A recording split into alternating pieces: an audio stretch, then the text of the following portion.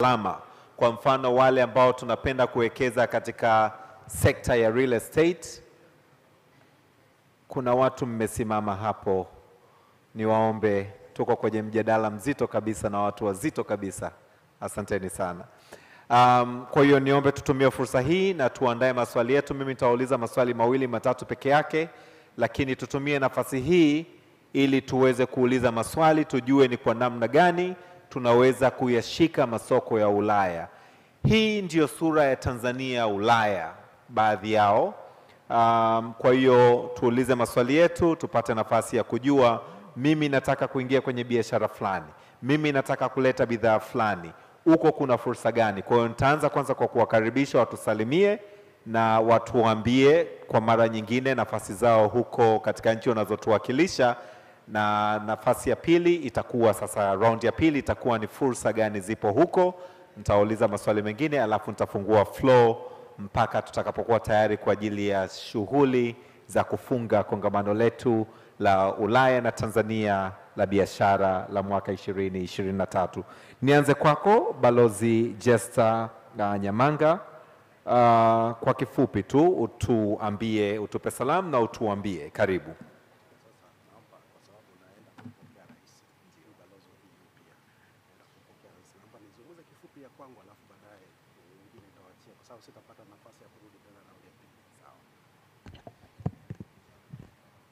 Habari zenu, nashukuru sana kwa fursa hii, na nashukuru mabalozi wenzangu na Watanzania mko tayari kwa ajili ya kujulishwa fursa. Naitwa Justus Nyamanga, ni balozi wa Tanzania nchini Ubelgiji na pia Umoja wa Ulaya, na pia nawakilisha Tanzania kwenye nchi ya Luxembourg. Nitaanzisha majadiliano haya, lakini baadaye muda mfupi nitaondoka kwa sababu tunaenda kumpokea mgeni rasmi na tutakuwa na mazungumzo mengine pia bilateral huko. Kwa hiyo nikiondoka nitamwachia Balozi Shelukindo kuendelea kuongoza mjadala huu. Niseme kwa upande wa Ubelgiji, fursa ziko nyingi. Katika upande wa biashara, kwa ujumla tunauza zaidi Ubelgiji kuliko Ubelgiji wanavyouza Tanzania, na bidhaa ambazo kwa sasa zinauzika sana Ubelgiji ni kahawa, hasa ile kahawa ambayo not roasted. Kwa hiyo kama kuna watu wanaohusika na kahawa, hili ni eneo ambalo lina biashara kubwa zaidi. Lakini eneo la pili ni biashara ya kokoa, kakao, ambayo hasa ile organic cocoa. Ubelgiji wanatengeneza sana chocolate na wanatumia sana kakao ya Tanzania, wamegundua ni nzuri zaidi katika utengenezaji wa chocolate. Kwa hiyo tunahamasisha, actually tumeongea na kampuni kadhaa ambazo zimeshatuambia na kutuhakikishia ziko tayari kununua kakao idadi yoyote ile ambayo inaweza ikazalishwa, imradi tu iwe ni organic cocoa. Na Ubelgiji katika nchi za Ulaya ndiyo inayoongoza kwa kununua kakao kutoka Tanzania. Eneo lingine ambalo pia lina fursa ni upande wa samaki. Tunapeleka Ubelgiji samaki, minofu ya samaki kutoka ziwa Victoria, lakini pia tuna soko pia la dagaa, na nashukuru kuna baadhi ya kampuni ambazo sijui kuna mwakilishi wa Leon hapa na Alpha, miongoni mwa kampuni ambazo zina potential kubwa. Na just last week nimepata taarifa kwamba soko kubwa la karafuu ambalo mnalijua limesaini makubaliano pia ya kupokea dagaa kutoka Tanzania, soko la karafuu pale Ubelgiji, of course na Ufaransa, kupokea dagaa wa Tanzania tani 30 kila mwezi. Kwa hiyo ni dagaa wengi, hasa dagaa wa Kigoma. Tunafungua pia soko la migebuka kwa wale ambao wanahusika na hilo, lakini pia tuna maeneo mengine hasa mchele na maeneo mengine kwenye biashara. Sitakuwa na muda wa kueleza yote. Upande mwingine muhimu sana ni kwenye upande wa financing. Sisi pale Brussels tuna mobilize pia resource kwa maana ya kupata capital. na financial support. Kwa hiyo nashukuru watu wa benki wapo, fursa ziko nyingi. Nashukuru leo tutaanza kusign na benki ya CRDB na NMB na KCB, lakini bado kuna fungu kwa ajili, tuna zaidi ya euro milioni 80 ambayo iko pending kwa ajili ya benki zetu kuendelea kunegotiate. Naamini kuna benki zingine mazungumzo yameanza, na hata nyie CRDB mkiamua kurudi tena tuzungumze ili kwa ujumla EIB imetenga euro milioni 350 kwa ajili ya Blue Economy Facility, na tayari leo tutasaini euro milioni 270 kati ya 350. Kwa hiyo fursa zipo. Tunaongea pia na benki ya PBZ kule Zanzibar. Ujumbe utaenda kesho ili na wao kama wanaweza kaonyesha interest waweze nia ni kwamba hizi fedha ziende alafu zikopeshwe watu wajasiriamali kwa gharama kwa riba nafuu zaidi. Na haya ni matokeo ya ziara aliyofanya Mheshimiwa Rais nchini Ubelgiji, na akazungumza na President wa European Investment Bank na akaomba benki hii iweze kutoa mikopo nafuu kwa wajasiriamali. Tuna eneo lingine pia kwa ajili ya financing hasa kwa agricultural value chain, additional value chain, wale wanaohusika na mazao ya kilimo kuongeza thamani. Kuna mpango ambao unaitwa Agrifi, na huu mpango una jumla euro milioni 50 kwa ajili ya nchi zote za Afrika, Caribbean na Pacific, na Tanzania tumetengewa euro milioni 12. Kwa hiyo tunawasihi pia mchangamke na hizi fursa, na shukuru kwamba kuna Mtanzania mmoja ameshachangamka na amepata euro milioni 1, na wengine pia waendelee kuchangamka. Kuna mpango pia unaitwa Bio ambayo ni taasisi ya Ubelgiji ambayo ina support ya serikali, na wanatoa mikopo nafuu pia kwa wajasiriamali lakini na wazalishaji wa sekta mbalimbali. Tumezungumza nao na wamekubali kusaidia kutoa mikopo mpaka euro milioni 10 kwa mwaka. Sasa hivi wanatoa euro milioni 3.8 ambazo wanazitoa kwa Tanzania, kampuni za Tanzania mpaka sasa. Kwa hiyo hizo ni baadhi ya fursa ambazo zipo katika upande wa financing, lakini pia mkituuliza kwa ajili ya kupata support zingine tunaweza tukaendelea kuzungumza na nyie, kuzungumza na kampuni hizo ili tuweze kupata fursa zingine kwa upande wa eneo hilo. Balozi, naomba niishie hapa kwa nafasi hii awali, na niombe tu kujulisha kwamba tuko hapa around. Yeyote ambaye anataka baadhi ya hizi fursa tumeziweka kwenye website yetu, just Google Tanzania Embassy in Brussels, utakuta linki zote za namna ya kuweza kupata hizi fursa, na unaweza kuingia na tukaendelea kubadilishana taarifa zaidi kadri itakavyowezekana. Kwa hiyo naomba, kwa sababu naondoka, nitumie nafasi hii kuambia kwamba tuko tayari, mtupe kazi, tutaendelea kushirikiana. Balozi, kabla hujaondoka, labda utajibu swali langu moja au mawili. Nilitegemea labda ungeongelea kitu kinaitwa EBA kwa nchi za Ulaya, lakini pia hizi taarifa nzuri ulizozitoa za mikopo, lakini pia mitaji, Watanzania wanazipataje? Wanazi access vipi? Najua hii ni moja ya changamoto ambazo tunazo. Lakini mwisho, balozi, tuongelea kwa kifupi kwa wasilisho lako, na naamini mabalozi pia mtanisaidia kwa sababu hili swali litakuja kwetu. Tumeongelea tu Tanzania kama suppliers wa ghafi.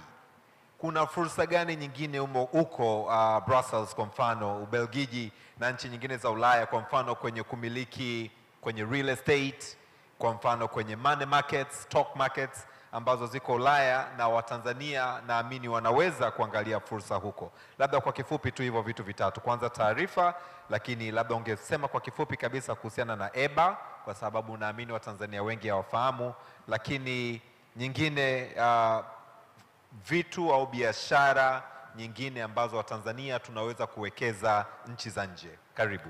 Asante. Kifupi, EPA ni Economic Partnership Agreement ambayo EU wamesaini na baadhi ya nchi mbalimbali duniani.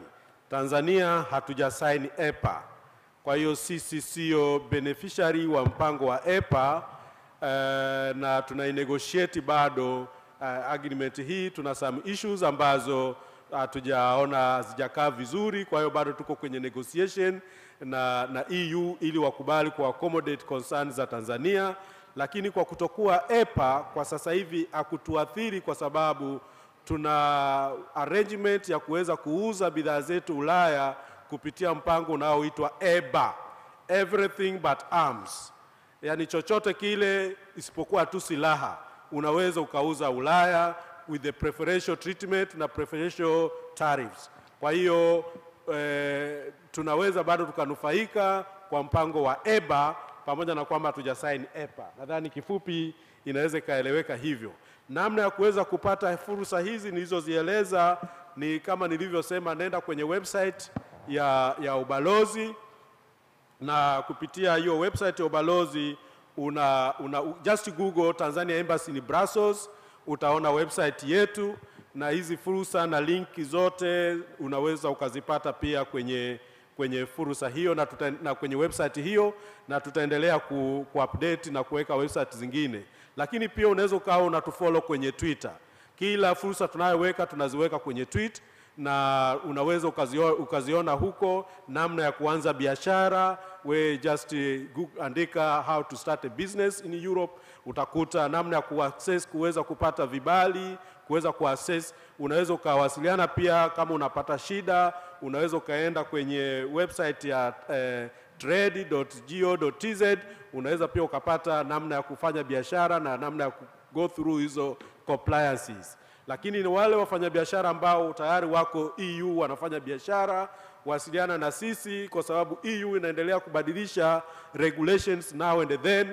Pale ni vizuri ukaona kuwasiliana na sisi mara kwa mara ili uweze kujua mabadiliko ya regulation yanayotokea, na sisi tutakuwa tayari pia kusaidia. Na bahati nzuri, as we are speaking, Tanzania sisi ni mjumbe katika kamati ya Trade and Commodity, kati ambaye ina facilitate biashara katika nchi za Afrika, Caribbean na Pacific. Mimi ni mjumbe pale Brussels kwa kuangalia business trend zote ndani ya Afrika, Caribbean na Pacific zinazoingia Europe. Lakini pia Tanzania sisi ni mwenyekiti wa masuala ya blue economy, fisheries na mambo yote yanayohusiana na aquaculture. Mimi ndio mwenyekiti na Tanzania ndio mwenyekiti kwa ngazi ya mawaziri kwa nchi zote za Afrika, Caribbean na Pacific. Kwa hiyo hilo nalo litatusaidia wale wanaotaka kunufaika na fursa zinazogusa blue economy. Sisi ndio wenye viti, kwa hiyo tunufaike zaidi. Nashukuru kwa hayo ya awali. Balozi, basi nikushukuru na naomba tumpigie makofi mengi sana balozi.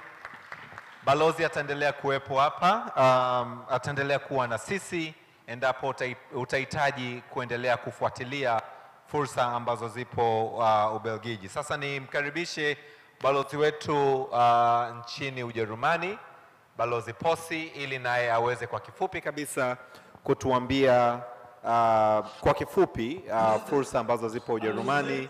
Karibu Balozi Posi. Tutafurahi kukuona ukiweka video, itapendeza zaidi. Naam, karibu. Shukran sana. Kwanza mtaniwia radhi kama presentation ikiwa inakwama kwa sababu mwanzo title ilikuwa imeandikwa kwa Kiingereza, kwa hiyo nikawa nimeiandaa wasilisho langu kwa Kiingereza, japo haina maana kwamba nilikuwa nataka kusoma neno kwa neno. Nawasalimia kwa jina la Jamhuri ya Muungano wa Tanzania kutoka Zanzibar. Kazi endelee. Nitaelezea fursa mojawapo ni ya utalii, ndio maana leo pia niko Zanzibar kwa ajili hiyo. Naomba radhi siko hapo kwa sababu I'm not a superhuman, kwa hiyo nisingeweza kuwa kwenye sehemu mbili tofauti, nafanya vitu viwili tofauti kwa wakati mmoja. Nashukuru Mungu. Tunaiwakilisha ubalozi wa Jamhuri ya Muungano wa Tanzania Ujerumani, tunaiwakilisha Tanzania nchini Ujerumani, lakini pia na katika mataifa ya Uswisi, Poland, Jamhuri ya Czech, Slovakia, Hungary, Romania, Bulgaria pamoja na Vatican. Niseme kwa kifupi, fursa nyingi za kuuza nje zinafanana kidogo, japokuwa kwa Ujerumani kuna baadhi ya vitu nitaongelea very specific. Nitagawanya hapa kwenye makundi biashara na uwekezaji na utalii. Kwenye biashara niseme sehemu kubwa haswa ni vile ambavyo tunazalisha biashara za shambani. Ni kitu kimoja tu, kutokana na hali ya hewa, kutokana na hali ya jiografia ya Ulaya, kuna baadhi ya vitu vingi sana havilimwi au viwezi vikazalishwa Ujerumani. Mheshimiwa Balozi Nyamanga amezungumzia kuhusu kahawa na kokoa, lakini ninazungumzia zaidi kahawa Ujerumani. Lakini mazao mengine kwenye upande wa mboga na matunda. Waliokuwepo jana huenda walimsikia Dr. Jackie Kindi, mkurugenzi mtendaji wa Tanzania Horticultural Association. Fursa nyingine kubwa katika mazao ya kilimo ni hiyo ya mboga na matunda. Na nipongeze sana private sector, toka mwaka 2020 kabla ya COVID kwa inashiriki maonyesho haya, na ushiriki wake umeleta tija kwa sababu ile coincidence ya kukutana na matunda au mboga za majani kutoka Tanzania inaongezeka, kwa maana kuna ongezeko. Lakini japokuwa ongezeko hilo bado hatujauza matunda mengi sana, kwa sababu of course pia hatujazalisha ya kutosha. Niseme tu hiyo ni fursa, kwa sababu hakuna sababu kwa nini mapapai, maembe yatoke Latin America yasitokee kwetu Tanzania. Balozi Posi, kukukatisha lakini kukupeleka, maana dakika ni mbili tu. Sasa hivi tutampokea Mheshimiwa Rais. Kuna fursa nyingi sana katika nchi ambazo unatuwakilisha huko. Kwa mfano Ujerumani wameendelea sana kwenye teknolojia, na Tanzania tunapata shida sana, kwa mfano kwenye sekta ya kilimo, ambapo wamesema huko kuna fursa nyingi kwa teknolojia duni ambazo tunaendelea kuzitumia. Sasa labda utuambie Watanzania ambao tuko hapa na tunataka kuendeleza sekta ya kilimo kupitia nafasi yako huko, tunawezaje kwanza kupata ujuzi, yani skills, lakini pili kupata hizi teknolojia ili kuweza kutransform agriculture in Tanzania? Kwanza kuna kitu kimoja ni lazima kifanyike: ushiriki wa sekta binafsi katika matukio au maonyesho muhimu yanayohusiana na kilimo, kama hiyo niliyotaja food logistics, lakini pamoja na green, kwa sababu pale unakutana na experts. Ni B2B meeting ambayo inahusisha experts, wataalamu wa kilimo, teknolojia, taratibu wa masoko, kwa sababu wote tunafahamu balozi hawezi akawa knowledgeable kwenye ndimu, kwenye kahawa, kwenye makaa ya mawe, kwenye gesi. Hapana, experts need to meet, na kama nilivyosema ni vizuri kushiriki katika haya matukio ili kutengeneza necessary connections na kupata ufahamu. Najua kuna mambo mawili muhimu sikusema katika fursa. Sasa hivi tunajua kuna vita ya Ukraine, watu wameacha kununua kwa mfano makaa ya mawe na kutoka Urusi pamoja na gesi. Kwa mfano 50% ya makaa ya mawe yaliyokuwa yanatumika Ujerumani yalikuwa yanatoka Urusi. 66% ya makaa ya mawe yalikuwa yanatumika Poland yalikuwa yanatoka Urusi. Nafahamu sasa hivi nyumbani kuna meli zimefunga Mtwara zinajaza makaa ya mawe kupeleka Poland, probably na Ujerumani. Kwa hiyo kwa wale ambao wamewekeza huko ni muhimu. Kwa dhahabu pia, toka mwaka 2020 mpaka mwaka 2019 mpaka mwaka jana, mauzo ya dhahabu kwenye nchi kama ya Uswisi yameongezeka kwa zaidi ya 160%. Kwa hiyo waliokuwa katika sekta hiyo pia, that ni fursa nzuri. Nashukuru. Utalii is also a very big opportunity, and that's why niko Zanzibar kwa ajili ya safari. Nashukuru sana Balozi Posi, na mimi utaendelea kuwa online. Tuna takriban dakika 15 mpaka 20 kabla tujaanza shughuli ya kufunga kongamano yetu, ili kama kuna washiriki wana maswali kwako basi utaweza kuyachukua. Nije kwako Balozi Dr. Shelukindo, balozi wetu wa Tanzania kule Ufaransa. Labda utuambie Mheshimiwa Balozi kwa kifupi tu kwamba jana tumesaini mkataba mkubwa sana na serikali ya Ufaransa, na najua kwamba walikuwa nyuma ya mkataba ule ambao utaongeza ndege zetu kwenda Ufaransa, lakini na Air France all the way kutoka Paris kuja Tanzania. Hii ni moja ya fursa na nadhani tutaitumia vizuri kusafirisha bidhaa zetu, lakini fursa gani nyingine zipo ambazo Watanzania wanaokusikiliza sasa hivi na kukufuatilia wanaweza wakazipata kupitia ofisi yako pale Ufaransa? Karibu balozi. Nashukuru sana. Nashukuru moderator. Napenda kuanza kwa kuwasalimu Jamhuri ya Muungano wa Tanzania. Nashukuru sana. Sasa kwa kuokoa muda, labda nianze kwa kusema tu, kwa kusema yale aliyosema Balozi Mnyamanga kwamba Watanzania wanaweza kuuza kitu chochote katika nchi za Ulaya kasoro silaha, everything but arms, EBA. Na tumeanza, ziko bidhaa nyingi kutoka Tanzania, hususan bidhaa za kilimo ambazo zimeweza kupata masoko. Sasa kuokoa muda kwa sasa hivi, kama mlivyosikia, vita ya Urusi na Ukraine ni vita, ni mbaya, lakini imeleta fursa. Kwa bahati mbaya au nzuri, kuna fursa kubwa ya mafuta ya alizeti. Sasa kama kuna mtu yupo hapo, tafadhali tuonane. Kama unaweza kusupply liters nyingi zinazotakiwa, hakuna shida. Wapo, na kwa bahati mbaya ilitokea hiyo fursa, kuna wengine wakatake advantage, lakini wakafanya dubious business, wakachukua hela za watu, hawajaweza kusupply. Hilo tuachane nalo.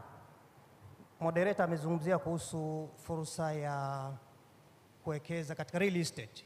Kwa sababu ni balozi wa Tanzania, Ufaransa, Spain na Portugal. Ureno wana fursa hiyo. Kwa hiyo watu wananunua nyumba, wanawekeza. Kwa hiyo kama kuna mtu yupo tayari, sisi tuko tayari kama balozi, tunaweza kumwelekeza nini cha kufanya. Lakini napenda kusema kwanza, fursa hii imefunguka zaidi kufuatia ziara ya Mheshimiwa Samia Suluhu Hassan, Rais wa Jamhuri ya Muungano wa Tanzania, aliyofanya mwaka jana mwezi wa pili, pamoja na mambo mengine ya kuwaita waamini wa investors. Alisema Ufaransa ifungue soko la bidhaa zetu. Kwa hiyo soko liko wazi na sisi tuko tayari. Kwa kuokoa muda, ngoja niache hapo ili wengine nao waweze kuzungumza. Sana. Asante Mheshimiwa Balozi Dr. Shelukindo, lakini labda kwa kifupi, umeongelea alizeti na tunailima kwa wingi ukanda wote wa Kati, kuna alizeti, ukanda wa Sagot kuna alizeti, lakini tuambie, umesema tukuone, lakini labda kwa wale ambao sasa hawapo lakini wanatufuatilia kwenye mtandao, wanawezaje kufikisha taarifa hii au kupata fursa hii, ili na hiyo nayo ongeweka wazi Mheshimiwa Balozi? Nashukuru. Mara nyingi huwa tuna coordinate na TanTrade, lakini unaweza ukatuandikia direct. Kwa sababu juzi tulipata order, lakini bahati mbaya baada ya kuuliza nikaambiwa hatuwezi kusupply kiasi hicho. Kwa maana hiyo na sisi inabidi production bado inatusumbua. Huo ndio kusema ukweli. Quality tunayo, quantity ni shida. Kwa hiyo nahisi hatuna mafuta kiasi kikubwa. Nashukuru sana. Lakini tuko tayari kabisa. Asante, tupo tayari wa Tanzania, fursa hiyo kwenye alizeti tunailima kwa wingi na tusambaze hizo taarifa. Nije kwako balozi wetu wa Tanzania nchini Sweden, Ambassador Grace Olotu. Sweden ni nchi ndogo lakini ni nchi kubwa katika maana ya fursa ambazo Watanzania tunaweza kuzikimbilia. Tungependa kusikia kutoka kwako, kuna fursa gani huko ambazo sasa Watanzania wanaokuangalia na kukusikiliza kupitia hadhara hii wanaweza wakazichangamkia? Karibu balozi. Asante sana. Kwa kifupi kabisa, nchi za Nordic na Baltic ambazo ndizo nazowakilisha zimepiga hatua kubwa sana kwenye eneo la renewable energy na ICT. Kwa hiyo kinachofanyika pale ni kwamba baada ya hizi nchi kutoka kwenye kutupa msaada na kuamua kufanya biashara na sisi, yani from aid to trade, wamekuwa wakifund wawekezaji watu wao wanaotaka kuwekeza nchi mbalimbali nje ya nchi zao na hasa huko Afrika, ili waweze kuja kuinvest Tanzania. Sasa mimi nitakachoweza kuambia Watanzania wenzangu ni kujaribu kupartner na hawa watu kwenye maeneo haya niliyozungumza. Kwa mfano masuala ya renewable energy, yani kwa maana ya solar, wind na bioenergy, lakini pia kwenye ICT Eneo la Baltic, zile nchi zimepiga hatua kubwa sana kwenye swala la ICT, na wao pia wako katika mpango huo kwamba kuna taasisi zao za fedha zinakuwa zinawasaidia hawa wawekezaji kuja kuinvest nje ya Tanzania, nje ya nchi zao kwa maana ya Afrika. Kwa hiyo mimi rai yangu kwa Watanzania ni kujaribu kupatana na hawa wawekezaji ili waweze kuja kuwekeza kwetu zaidi na zaidi kwenye hizo sekta ambazo nimezigusa. Asante. Nashukuru sana Mheshimiwa Balozi. Nirudi tena kwako. Kutoka Sweden kule tunaona pia sekta mbalimbali kule nchini Sweden kama nchi nyingine za Ulaya zimeendelea. Sasa hii ni one way traffic tumeiongelea, lakini je, tunawezaje pia kutap on kwa mfano kwenye sekta ya usafirishaji Tanzania? Mizunguko ya hapa mjini Dar es Salaam, ukiona sasa hivi miji mingi inakuwa kuna congestion kubwa sana, labda tunaweza tukapata wenzetu ambao wanaweza kaja kuleta ujuzi huu, utaalamu huu kupitia balozi ili tuweze kupanua miji yetu na hii miji inayokuwa iweze kupangika vizuri. Nimeongelea sekta moja tu ya usafirishaji especially kwa mji, lakini pia Umoja wa Ulaya unaongelea sana sasa hivi urbanization. Labda kama una neno moja kuongezea juu ya hili. Asante. Kwenye eneo la usafirishaji tumeona kwamba kampuni kama za Scania zimekuwa zikija kuwekeza huku kwa maana ya magari walionayo. Bado tunalifanyia kazi kuona kwamba ni namna gani Watanzania wanaweza kupata na hawa watu wa eneo lile. Asante sana Balozi. Tunaye pia kwenye plenary Bi Elizabeth Ritunga wa ubalozi wetu kule nchini Austria. Karibu. Watanzania wako tayari kusikia fursa ambazo ziko Austria. Baada Bi Elizabeth tutamsikia Balozi Thabit Kombo, balozi wetu wa Italy, alafu nitafungua kwa ajili ya maswali mawili matatu. Tumefikia tamati ya shughuli yetu. Tuje kwako dakika moja. Asante sana. Nami pia naomba nizungumze machache kuhusiana na Austria. Austria ni nchi ambayo nayo iko ndani ya Umoja wa Ulaya, na kama ilivyoelezwa na waheshimiwa mabalozi waliotangulia, fursa karibu ya nyingi zinafanana. Labda utofauti kidogo wa nchi ya Austria ni kwamba bado haijaweza kufanya biashara sana na nchi za Kiafrika, na ni moja ya mipango ambayo wamejiwekea kwa kufungua milango ya biashara na uwekezaji kwa nchi za Kiafrika. Takwimu zinaonyesha kwamba biashara, almost 1% of the business that is happening is between Austria na katika nchi za Kiafrika, na nchi kubwa ambayo biashara inafanya kati ya ni Austria na nchi ya Afrika Kusini. Kwa hiyo tunaona kwamba tunayo fursa nchi kama ya Tanzania kujiwekeza zaidi kwenye soko la biashara kati ya Tanzania na Austria. Bado hatujaweza, lakini fursa zipo, hususan kama kwenye maeneo ya mboga, vyakula, bidhaa za kilimo. Lakini pia nchi ya Austria imeendelea sana kwenye teknolojia.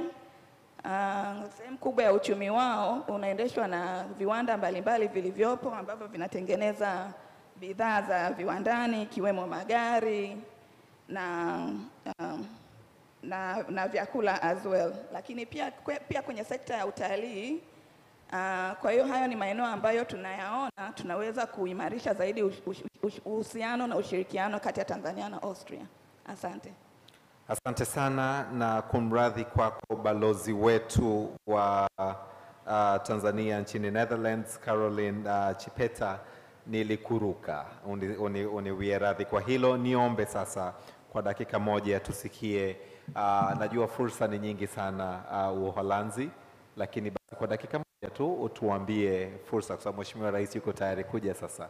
Kwa hiyo nikupe na wewe dakika moja utuambie Watanzania ambao wako hapa kuna fursa gani ambazo zipo huko ili tuweze kuzichangamkia. Karibu Mheshimiwa Balozi. Asante sana. Waholanzi ni wataalamu sana katika masuala ya kilimo pamoja na masuala mengine. Lakini biashara ya kilimo ni biashara ambayo wamekuwa wakiifanya sana nchini Tanzania, na kuna makampuni mengi ya Kiholanzi ambayo yamewekeza Tanzania kwenye masuala ya kilimo.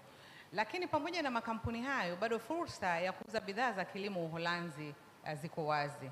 Kwa hiyo ningetoa rai kwa Watanzania wenzangu kufanya zaidi kwenye eneo hilo, kwa sababu kikubwa ambacho kinaangaliwa nadhani ni quality, ubora wa vitu ambavyo tunazalisha ili viweze kupenetrate kwenye soko la Uholanzi.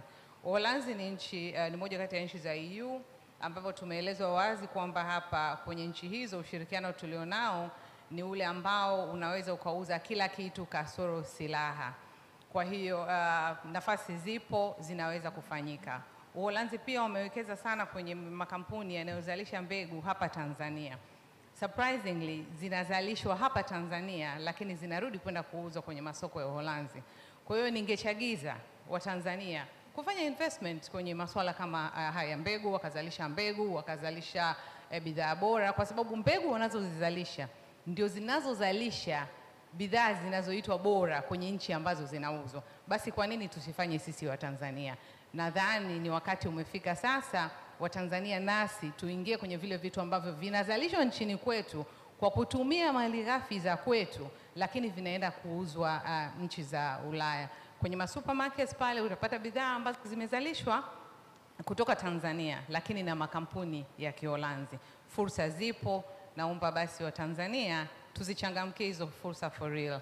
Ubalozi upo kwa ajili yenu, bado tupo, najua muda ni mchache, lakini tunaweza kuzungumza na kuona ni kwa namna gani tunaweza kufanya. Lakini pia hata kama si leo, mnaweza kuwasiliana na ubalozi moja kwa moja, na tuko pale kuvutana, kupeana support ili tuweza kuingiza bidhaa zetu zaidi Tanzania. Asante sana. Nashukuru sana Mheshimiwa Balozi. Ni kweli ni cha ajabu kwamba Waholanzi wanakuja Tanzania kuzalisha mbegu, wanazirudisha Uholanzi.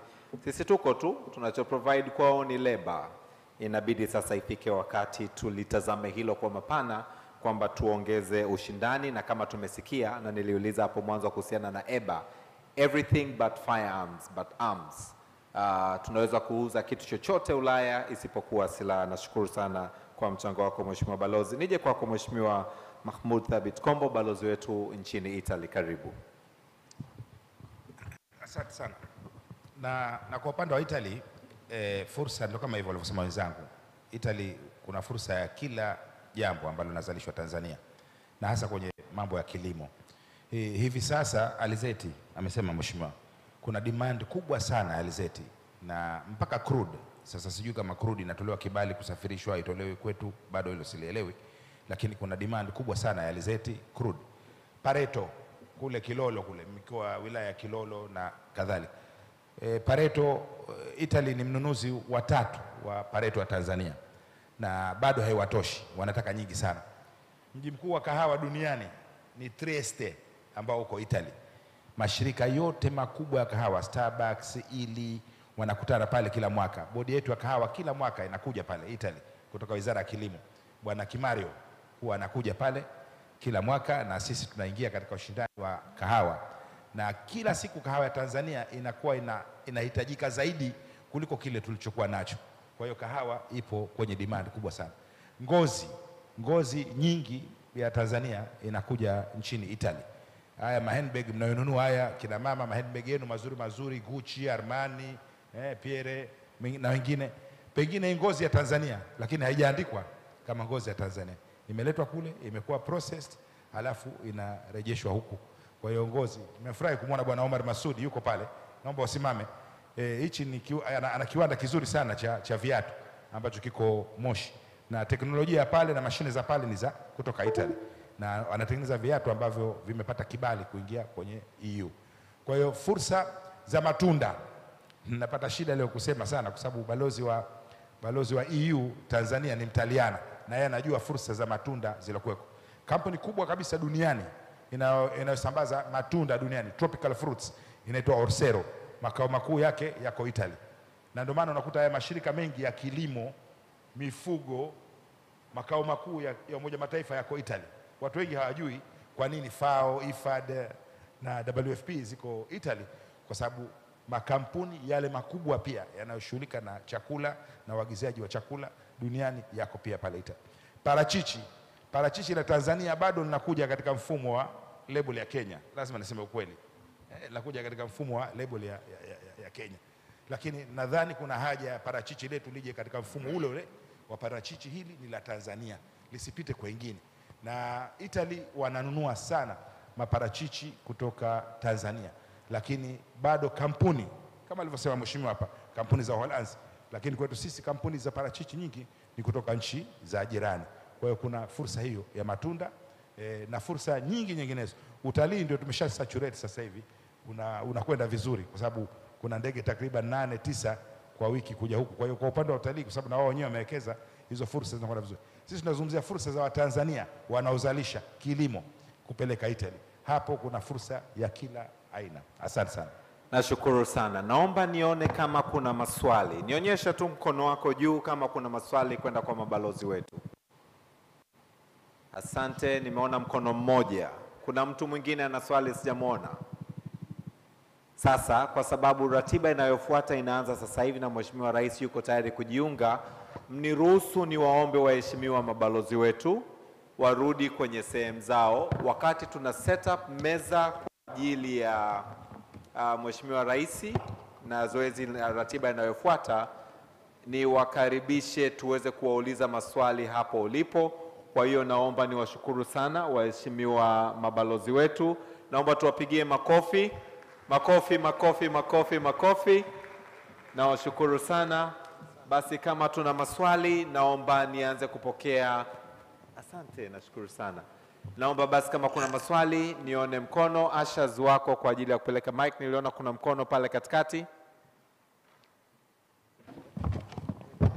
Kuna mikono hapa mbele. Naomba uje changamka kidogo. Kwa kifupi kabisa, na huu muda wa maswali ni muda huu tu kwa wakati tuna set up meza kwa ajili ya ratiba inayofuata. Dada yangu mwenye nguo ya kijani. Kwa kifupi kabisa, please stand up and ask your question. A very good afternoon. Good afternoon. My name is Kulthum Mabad. Ninaitwa Kulthum Mabad. Ninatokea mainland Arusha. Ni mwekezaji wa ndani Zanzibar. Nafanya shughuli zangu za usafirishaji wa bidhaa na vyakula kutoka Zanzibar na kupeleka nchini Marekani. Leo hii nimekuja kujifunza jinsi gani nitafanya the same thing katika nchi za Europe. I'm particularly interested in exporting seaweed, spices and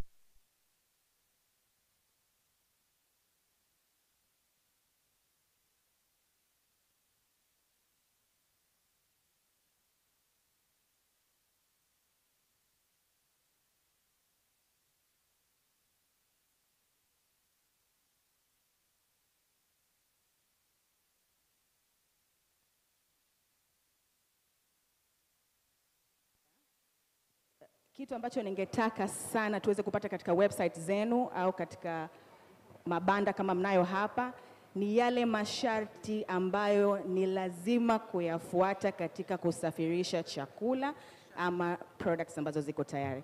This is the most difficult part tukiwa tunasafirisha Marekani.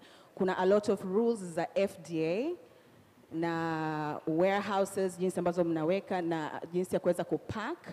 So kama tungeweza kupata any specialist akakaa akatuelekeza watu ambao tuko interested na kusafirisha vyakula ni nini hasa kinahitajika, inatakiwa ipakiwe vipi na ni masharti gani, tunatakiwa tuwe na license gani kule kwa ajili ya kuweza kupokea vyakula vyetu. Asante. Asante waheshimiwa mabalozi, labda nimuombe, sijui kama bado tuko naye Nyamanga, balozi Nyamanga ametoka. Naomba basi balozi wetu Shelukindo atalijibu hilo. Naomba tumpe balozi Shelukindo. Kuna restrictions nyingi sana. Sasa utuambie, ameuliza dada. Karibu. Nashukuru sana. Nashukuru na tumepokea uko pale. Hakuna uoga, hakuna masharti magumu yoyote. Kwa sababu bidhaa nyingine zipo, avocado, mpaka samaki na alpeshi wapo na vitu vingine. Kwa sauti kidogo balozi. Lakini ndio nadhani kuna tatizo kwenye packaging.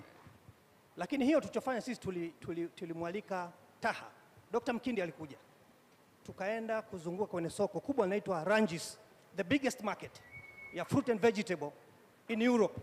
Akaona, kwa hiyo anajua. Kwa hiyo unaweza ukawasiliana na Taha, atakuambia vitu vyote, lakini hakuna sio rocket science, hakuna. Kwa hiyo wengine wameweza, green beans zipo. Kwa hiyo nadhani tuna determination na sitakusaidia. Kwa hiyo kila kitu kinaweza kikaja. Soko liko wazi. Karibuni sana. Asanteni. Nashukuru sana. Naomba niwaombe watu wote tuliokaa nyuma ya division ya katikati hapo.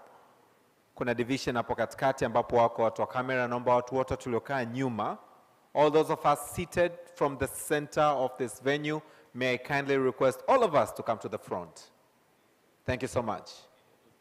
Naomba kama kuna swali jingine. Sharif, ulikuwa na swali? Au una swali? Kuna mkono pale, Asha, naomba tupeleke mkono pale, utasema kwa kifupi jina lako na utauliza swali lako mara moja tuweze kujiandaa. Naomba, can I request all of us seated at the back of that division to please come to the front, please. Thank you.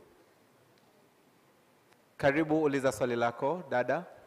Okay, thank you very much. Good afternoon. My name is Dr. Jessica Nkwabi from Com Group of Companies. So my question is, how do the embassies ensure that we get fair prices in terms of exporting sunflower? Because the major challenge is usually in terms of getting fair prices. You'd find out, yes, you are ready to export, but when it comes to agreeing on the prices, that's where the challenge comes in. Thank you very much. Asante. Waheshimiwa mabalozi wengi mmetangaza, Mheshimiwa Thabit Kombo, lakini balozi wetu Shelukindo mmetangaza fursa kwenye upande wa sunflower, alizeti, lakini bei zikoje? Watu wamesema wako tayari, lakini tunapataje bei stahiki kwenye zao hili? Karibu. Namba mic hapa mbele. Asante. Please, if you're seated behind the center of this venue, please move to the front. I still see people seated at the back.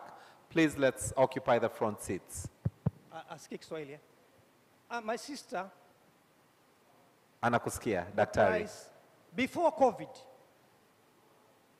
the liter, 5 liter, a gallon 5 liter, was sold at €7. But after COVID, the same 5 liter is €17. So the price is encouraging, so there's no doubt. But take advantage, because maybe when the war ends, things will become to normal.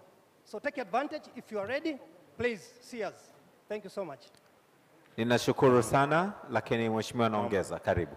Also, one of the biggest buyer of sunflower oil and crude is here from Italy. His name is Alessandro, and the ambassador of Italy knows because we came together with him, Ambassador Marco Lombardi. So later on, if you need his number and email address, I can give you. You can start business immediately. The person is here to procure. Na kesho anatembelea Mwanza, Singida, mikoa hii ya kati na juu kwa ajili ya kutafuta bidhaa hiyo. Kwa hiyo unaweza kuniona baadaye, you can see me, I can give you the contacts. Asante. Asante. Kuna mwingine ana swali lolote kwa mabalozi? Karibu. Mimi naitwa McDonald Mkamele, ni specialist wa liveline maintenance. Nashukuru kuongea katika mjadala huu hasa kuhusu masuala ya fursa zilizoko Ulaya. Kwa ndugu mabalozi, kwamba sisi kama Watanzania nafikiria tatizo letu kubwa ni ardhi. Kubwa ni? Ardhi, land. Sawa. Kwamba ardhi yetu imeharibiwa sana na mbolea za chumvi chumvi. Kwa hiyo tukilima mazao yetu yanaonekana sio organic. Kwa hiyo hayapati market nzuri kwa kule Ulaya. Ila kutokana na jinsi mambo yanavyokwenda kwa nchi yetu, imekuwa ni vigumu kuintroduce mbolea ambazo kwa sasa hivi. Mimi nilikuwa naishi nchini Botswana ambako tumepata technology kwamba mbolea yoyote inatokana na miamba, kwamba yani akiba yoyote ya rutuba za ndani ya udongo inakuwa ni miamba. Kuna aina ya miamba ambayo ukiweka kwenye ardhi, basi ardhi yako inarudi kuwa mpya kama jinsi Mungu alivyoiumba. Kwa sababu ukiangalia ni kwamba ni kweli, ukiangalia sisi tumetokana na udongo, lakini udongo huo ni kwamba Mungu alisema sisi tutarudi kwenye udongo, ni kweli, ndio kinaweza kuattach. Sawa. Twende moja kwa moja kwenye swali. Kwenye swali. Je, watatusaidiaje mabalozi wetu wa Ulaya kuhusu kuongea na serikali kwamba tuendelee labda kutengeneza hizi mbolea za miamba ili ziweze kusaidia kulima vyakula ambavyo wao tukivipeleka nje kwenda kuuza tukapata market kubwa zaidi, kwa sababu vitakuwa ni organic badala ya kutumia mbolea ya viwanda.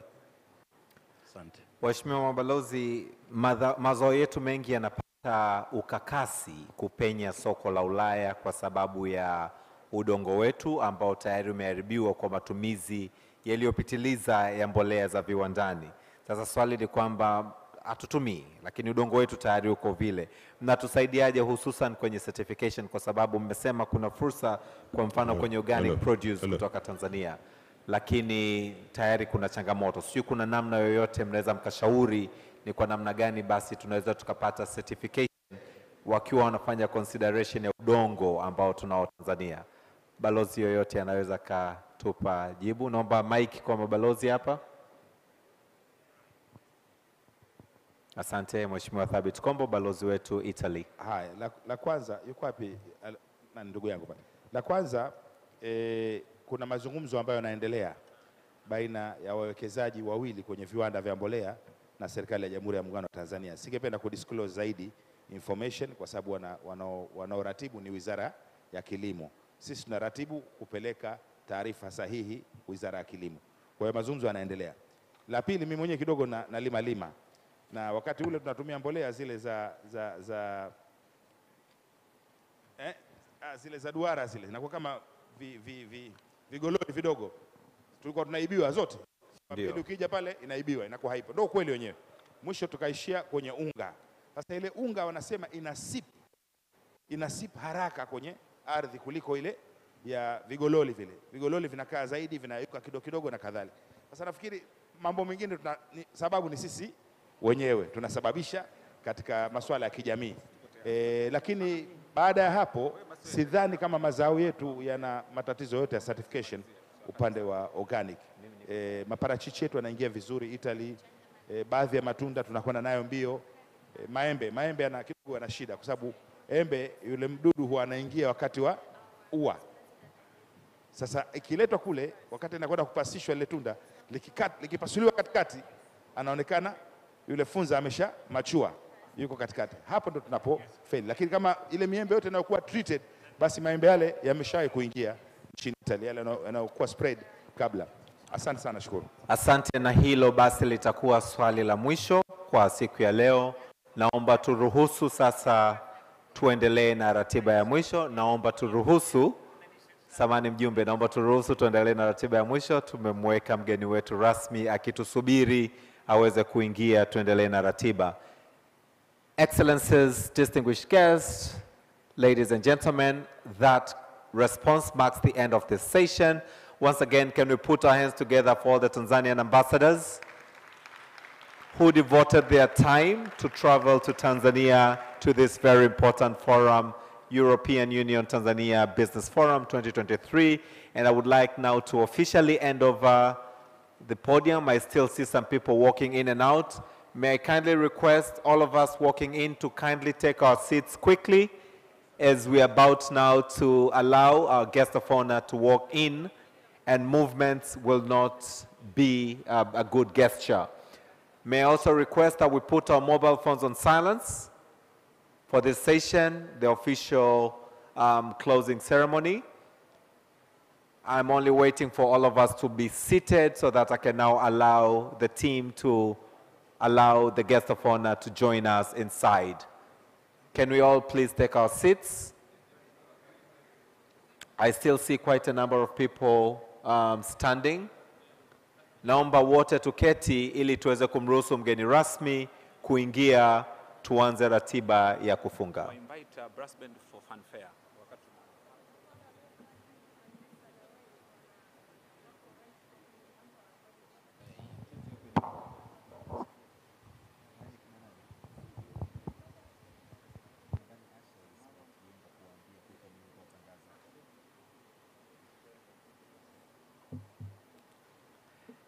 We have our guests seated at the top. May I kindly request you to kindly join us downstairs?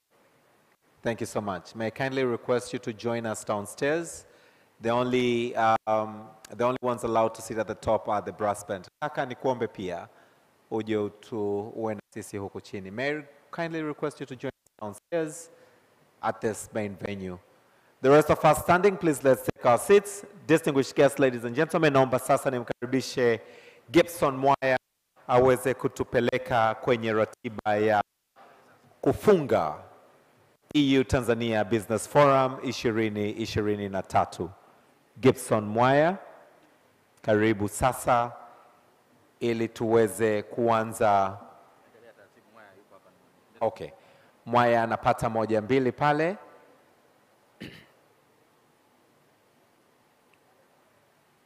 Naomba basi, may I still continue to remind us to put our mobile phones on silence, and once our guest of honor is in the venue, may I kindly request all of us, wherever possible, not to be moving around. Let us all just stay in the room until this brief session, very brief session, is done. We're going to witness two major events this afternoon. One is the signing of the MOUs, the second set, and the second one is now the official statement by the President to close the EU Tanzania Business Forum 2023. I still see quite a number of us still standing. May I kindly request us to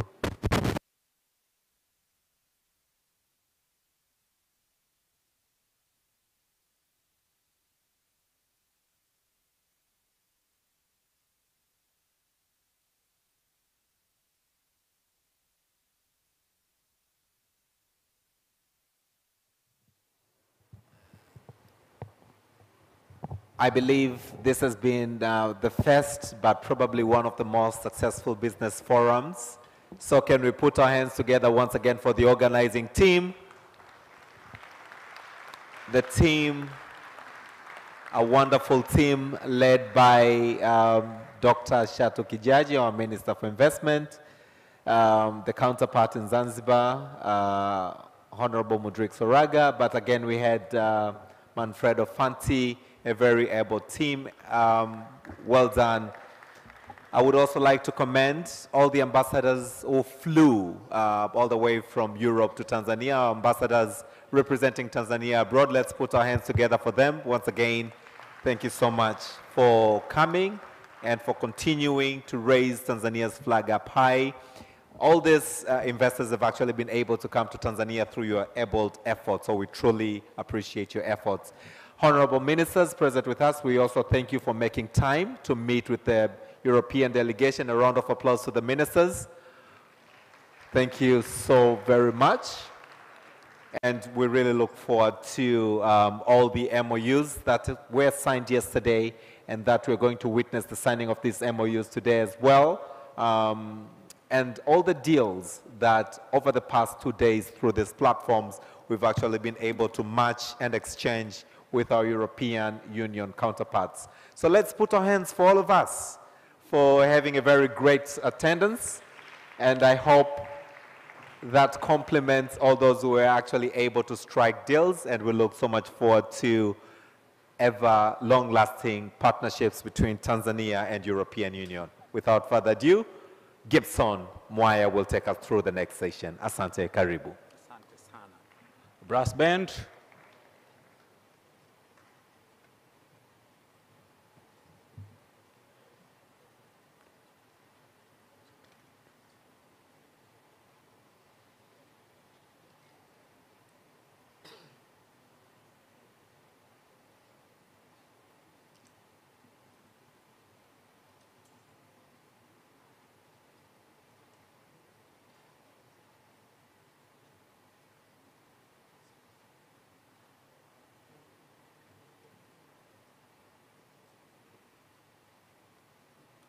Yeah.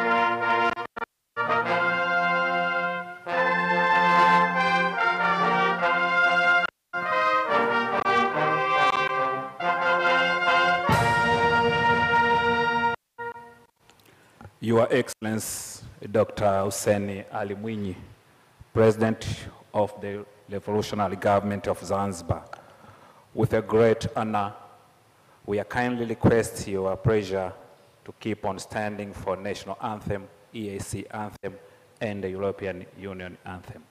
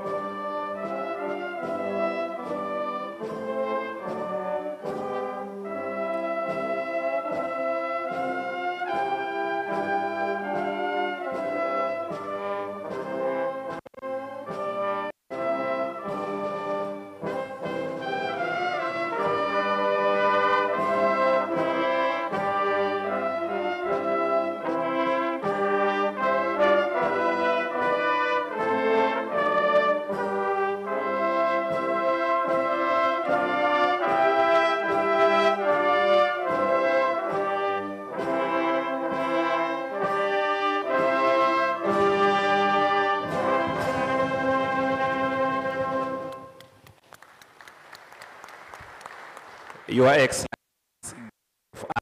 distinguished guests, ladies and gentlemen, you may be seated. Your Excellency, guest of honor, allow me to invite Dr. Ashil Abdara, Permanent Secretary, Minister of Investment, Industry and Trade, for short introduction. You are welcome.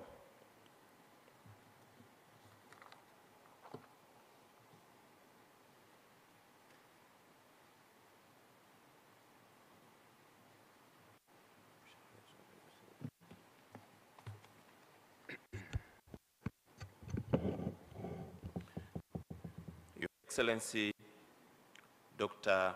Hussein Ali Mwinyi, the President of Revolutionary Government of Zanzibar.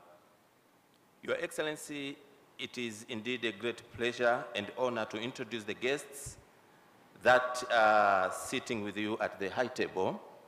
And for starting from the United Republic of Tanzania and the Revolutionary Government of Zanzibar, I wish to introduce Honorable Dr. Ashatu Kijaji, Member of the Parliament, Minister for Investment, Industry and Trade.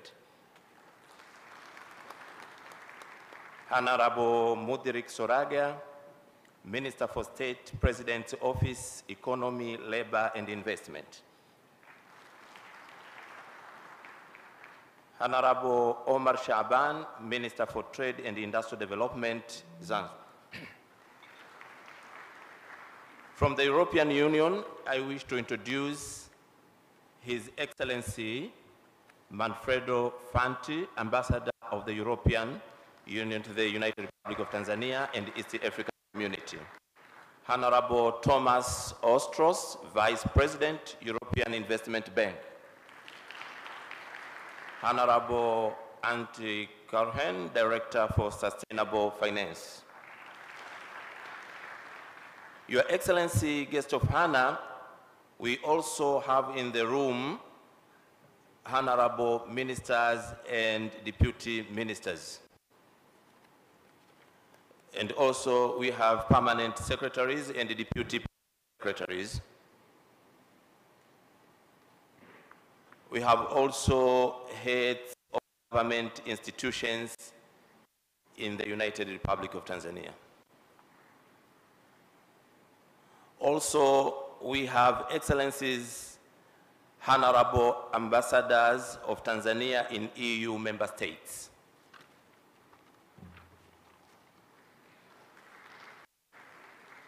We have also heads of private sector organizations and companies.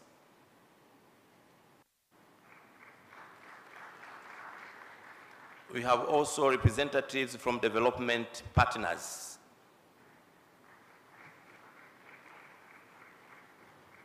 Your Excellency, President, we have also investors from Tanzania and 25 EU member states.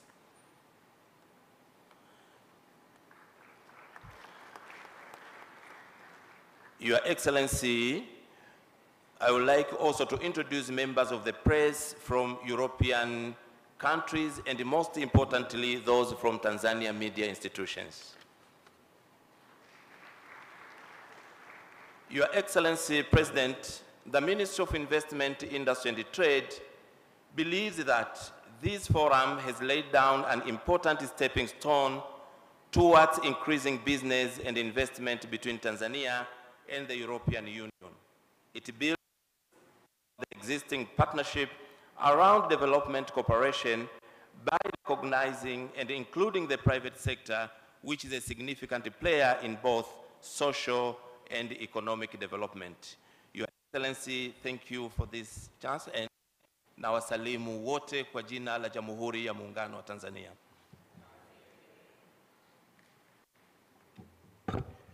Your Excellency, President of Zanzibar and the Chairman of the Revolutionary Council, allow me to invite Honorable Edward Mpogolo, a representative of Dar es Salaam Regional Commissioner, for the welcome remark.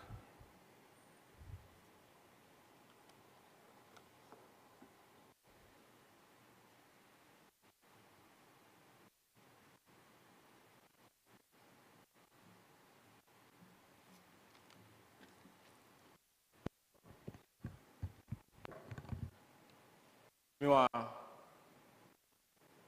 Rais wa Zanzibar Dr. Hussein Ali Mwinyi, waheshimiwa balozi, viongozi wote waandamizi ambao mmealikwa humu, kwa kuzingatia muda na itifaki, naomba itifaki iwe imezingatiwa. Uwakilishi wangu ni kwa niaba ya mkuu wa mkoa wa Dar es Salaam, na Mheshimiwa Rais, bahati nzuri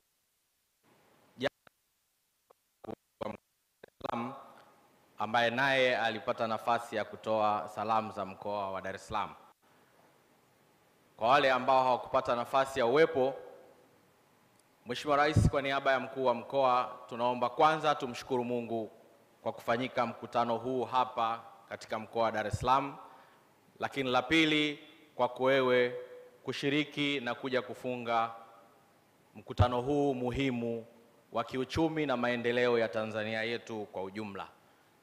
Lakini sambamba na hilo, tunapenda kushukuru waandaaji wote wa mkutano huu, kwa maana Jumuiya ya Ulaya pamoja na wizara zote husika ambao zimefanya mkutano huu kuwa mzuri na kuamua kuufanyia katika jiji hili Dar es Salaam. Tunasema asante. Lakini pia mafanikio haya ya mkutano huu, sisi watu wa Dar es Salaam tunaona ni mafanikio makubwa yanayotokana na wewe Mheshimiwa Rais wa Zanzibar na Rais wa Jamhuri ya Muungano Dr. Samia Suluhu Hassan, ambayo mmefanya diplomasia ya uchumi, lakini pia kuleta amani na maendeleo katika Tanzania yetu. Tunawashukuruni sana, ndio mafanikio ambayo sisi watu wa Dar es Salaam tunayaona. Lakini sambamba na hilo, kwa kuwa Dar es Salaam pia ni sehemu yenye idadi kubwa ya watu, yenye lango la kuingilia Tanzania, Afrika Mashariki pamoja na nchi kusini mwa Afrika. Hivyo tunaendelea kushukuru kwa jitihada ambazo zimefanyika. Tunapenda kuhakikishieni wawekezaji wote mwapo Dar es Salaam na mtakapokuja Tanzania, ulinzi na usalama wa uwekezaji wenu, lakini pia tuko tayari kutoa ushirikiano wa dhati kama serikali. Baada ya kusema hayo, na wakaribisheni tena katika mkoa wa Dar es Salaam kwa niaba ya mkuu wa mkoa. Tunakushukuru sana Mheshimiwa Rais wa Zanzibar kwa kushiriki nasi katika shughuli hii muhimu. Jamhuri ya Muungano wa Tanzania. Asanteni kwa nafasi. Asante Mheshimiwa. Your Excellency, guest of honor, we have 3 MOU to be signed. And the first MOU is between European Investment Bank, deal on a credit line to local partner banks for onward lending to Tanzania private sector. We have 4 key persons to speak in detail. His Excellency, guest of honor, allow me to invite Thomas Ostros, Vice President, European Investment Bank, for a few words. You are welcome. Yeah, this side, please. Yeah.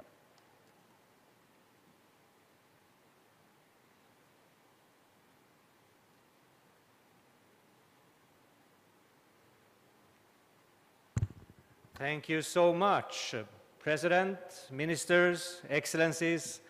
Good afternoon, banking colleagues and ladies and gentlemen. As Vice President of the European Investment Bank, it is a true pleasure to join 3 friends, the chief executives of 3 leading Tanzanian banks, with EIB shares commitment to increase access to finance, strengthen support for companies led by women, and unlock investment in the blue economy. The European Investment Bank is the world's largest international public bank and is owned directly by the 27 European Union member states. And the EIB has supported private sector investment across Africa for 60 years.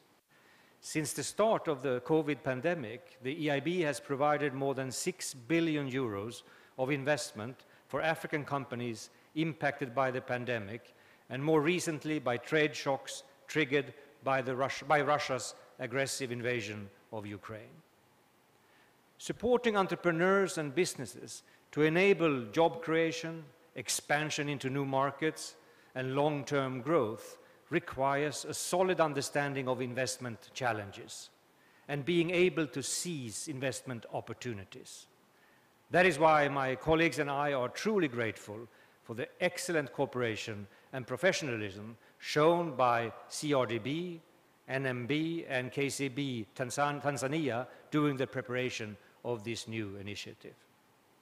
I'm pleased to confirm that the European Investment Bank, under our branch EIB Global, has agreed a total of 270 million euros of new credit lines with CRDB, NMB, and KCB. This will support more than 540 million euros of new business investment across Tanzania in the coming months and years. The new business financing will be provided in Tanzanian shillings, euros, and US dollars, and businesses will be able to contact our Tanzanian banking partners already as of today. I can confirm that this new business financing engagement here in Tanzania is a model for the rest of Africa. The new initiative includes the largest ever EIB support for the blue economy financing, and one of our largest ever dedicated initiatives to improve access to finance by companies led by women. We expect that this initiative will support 100 million euros of new investment by blue economy companies, including fishing, tourism, and marine transport. And the new initiative will also unlock more than 170 million euros of new investment by businesses led and managed by women. Allow me to thank the European Union through the European Commission for supporting this initiative, and also for the innovative blending financing it provides, which will strengthen the social and development impact of the new business financing and enable more first-time borrowers to benefit. This morning, I was privileged to join CRDB colleagues to visit Tanzanian entrepreneurs here in Dar es Salaam and see at first hand how our new investment is creating highly skilled jobs and allowing companies to increase turnover and expand into new markets. Finally, let me please allow me to thank all those whose hard work in recent months, even in recent days, to finalize legal agreements, and including the teams here in Dar es Salaam, at EIB headquarters in Luxembourg, at our new EIB Global Regional Hub in Nairobi, as well as our European Commission in Brussels. You have all worked hard to deliver this business financing that will help to transform private sector growth across Tanzania. Thank you very much. Thank you very much. Your Excellency, guest of honor, allow me to invite the next speaker, Mr. Ant Konen, Director of Sustainable Finance, European Commission, for a few words.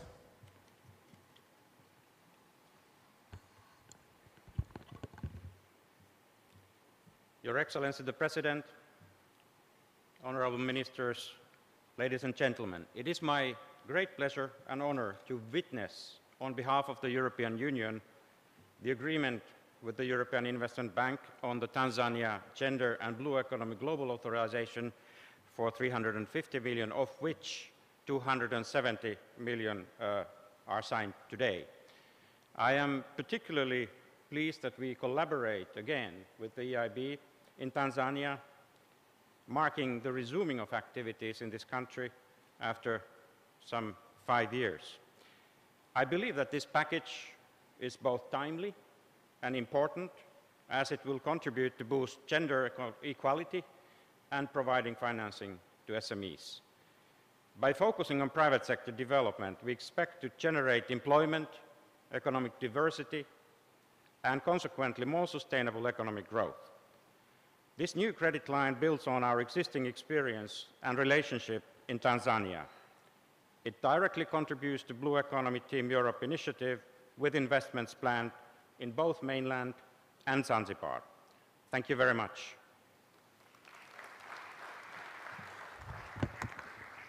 Your Excellency, guest of honor, on Tanzania side, allow me to invite Mr. Abdul Majid Nsekela, a managing director from CRDB.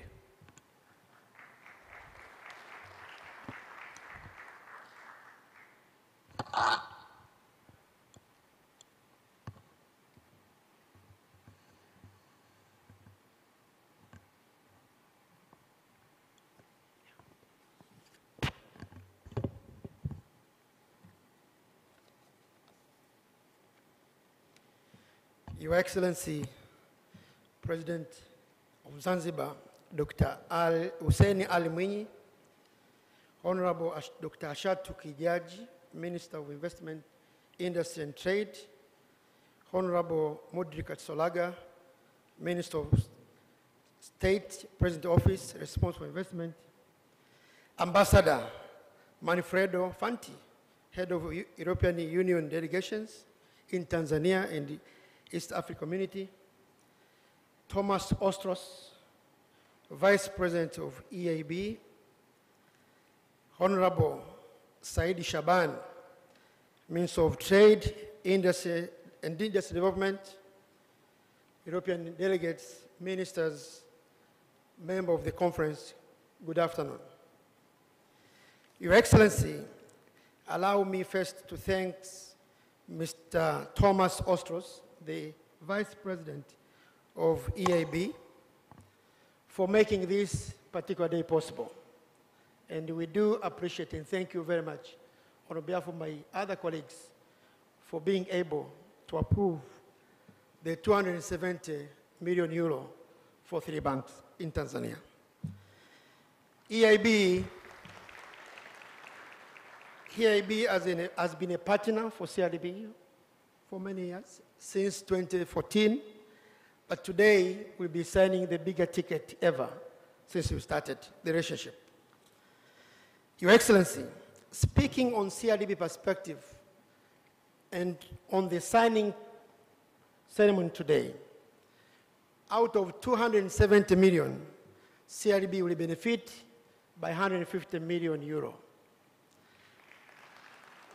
And the good news to us, not to CRDB, but to the Tanzania community, the facility has been packaged in 3 categories. 1, it supports SME and micro, both mainland and highlands, with a total value of 105 million euro. Number 2, it supports the most important segment, the blue economy, of 27 million euro. And number 3, it supports gender, which is around 18 million euro. In total, becomes 150 million euro. And this particular support comes at the right time. Yesterday, there was a speech from Vice President speaking about the country directions. And we have seen the progress which has been made by finance sector, looking back on the private sector credit needs and the growth at this moment. We need kind of this support to continue sustainability, providing the support to the community. But the most important of this particular facility, it comes with capacity building, which is very important for this group, because gender is a special group, and they need to be supported. But we have been supporting most of this particular segment using our own funding. And basically, most of the liquidity in the market is short-term, but this facility is a long-term. And that means will enable us to give flexible terms to our customers.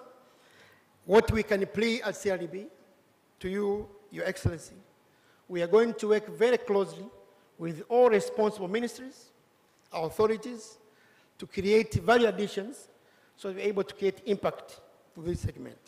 On behalf of CRDB board, management, and our customers, we thank EAB for taking that decisions, and we look forward for signing ceremony. Thank you. Thank you very much. Your Excellency, guest of honor. Next speaker is Mr. Cosmas Kimario, Managing Director and CEO, KCB. You are welcome for 2 minutes.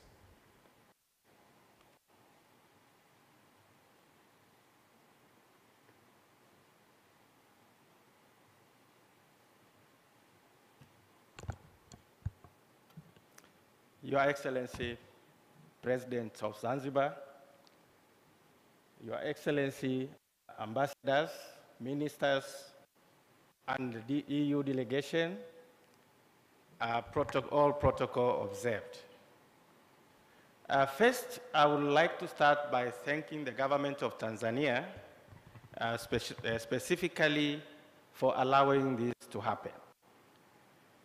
I would like to say that a couple of years back, almost like 5 years, 6 years back, we could not participate into this type of arrangement because of some issues which were within the arrangement with the EU, which we could not fulfill.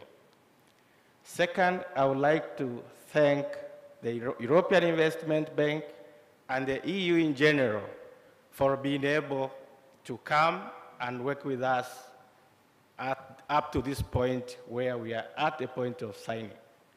This facility, as my colleague has just said, they are very important for our economy. We are talking of facilities which are over 5 years going to 12 years. This type of facilities are not readily available in our markets. Most of our facilities will range between 1 to 3 years max, and most of them 1 year. So those ones would not allow us to lend and grow these sectors as we would have liked to do. So this facility is going to bridge that gap by making us able to borrow money for over 5 years up to 12 years.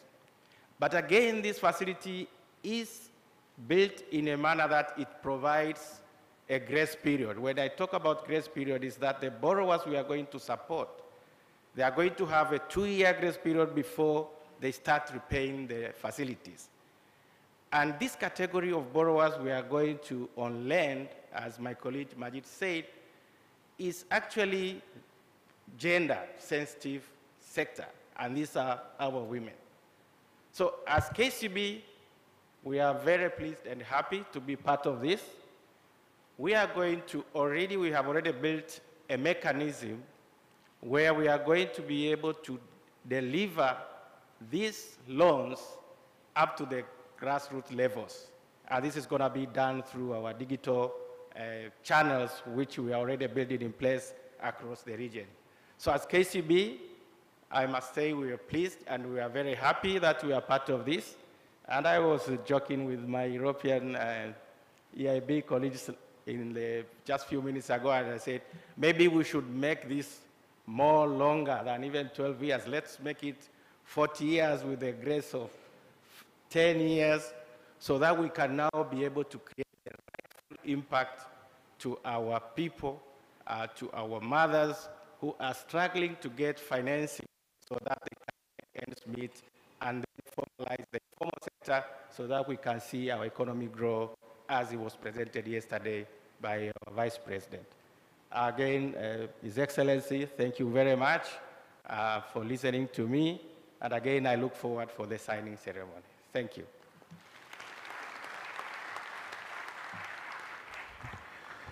Your Excellency, guests of honor, after a clear explanation of the deal, allow me to invite the forum to proceed to the signing table. The first, allow me to invite Mr. Thomas Ostros, Vice President of the European Investment Bank, to proceed to signing table, and will be seated on the right-hand side. Mr. Ant Cohen, Director of Sustainable Finance, European Commission. On Tanzanian side, allow me to invite Mr. Abdulmajid Nsekela, Managing Director, CRDB. Mr. Aziz Chacha from NMB.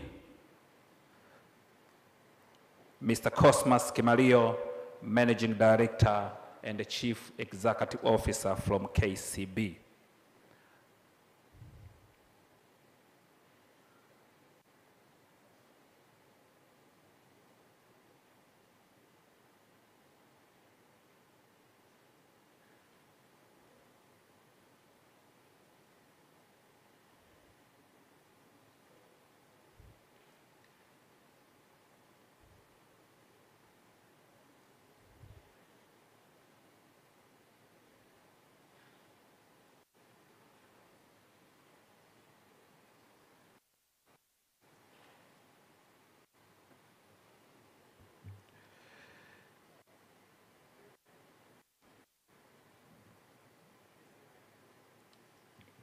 Your Excellency, guest of honor, allow me to call Ambassador Justus Nyamanga, Ambassador of Tanzania to Belgium.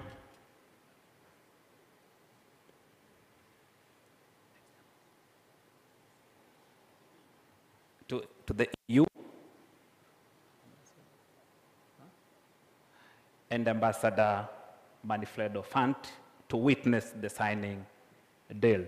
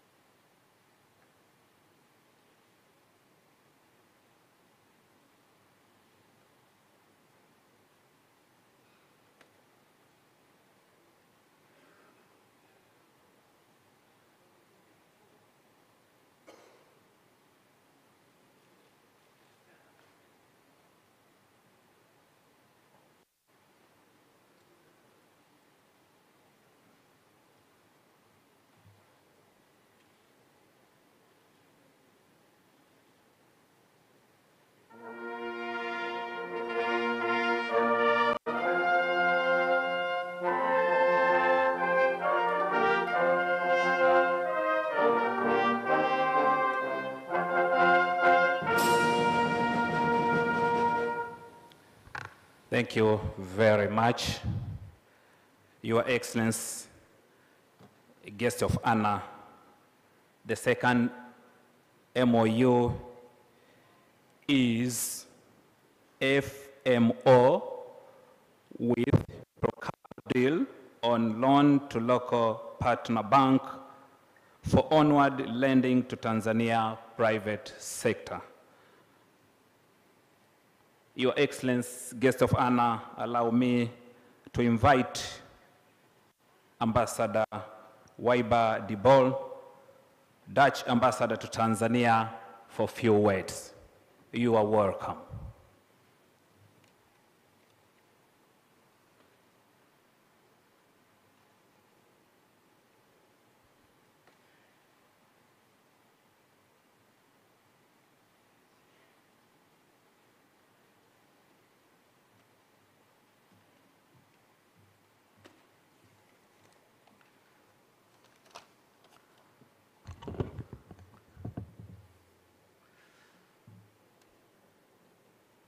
Mr. President, Excellencies, Ministers, protocol observed.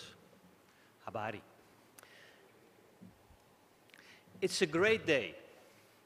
We are very happy with this groundbreaking initiative of our Netherlands majority state-owned development bank, FMO. Proparco and NMB. And we're especially happy for the hardworking micro, small, and medium entrepreneurs that will benefit from this loan. $125 million will change the lives of thousands of micro, small entrepreneurs, mostly women, youth, farmers. What is so special about this facility? If you talk with those small entrepreneurs, their biggest worry is always how to get collateral for the loans they need to expand or to start their businesses. Sometimes collateral up to 160%, which makes it hardly impossible for a lot of people. This facility, this new facility, helps the women, youth, and farmers that have excellent business initiatives but struggle with the collateral. So this is an enormous step forwards. Last October, we organized the visit of our Queen Maxima to Tanzania in her function as Special Representative of the Secretary General of the United Nations on Financial Inclusion.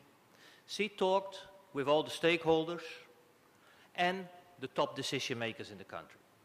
Tanzania is making a lot of progress on financial inclusion and giving the small entrepreneurs the possibilities to expand and modernize and change their lives. Today, with this financing operation, we take a new giant step forwards, a brighter future for the small entrepreneurs, especially the women, youth, and farmers. Thank you very much.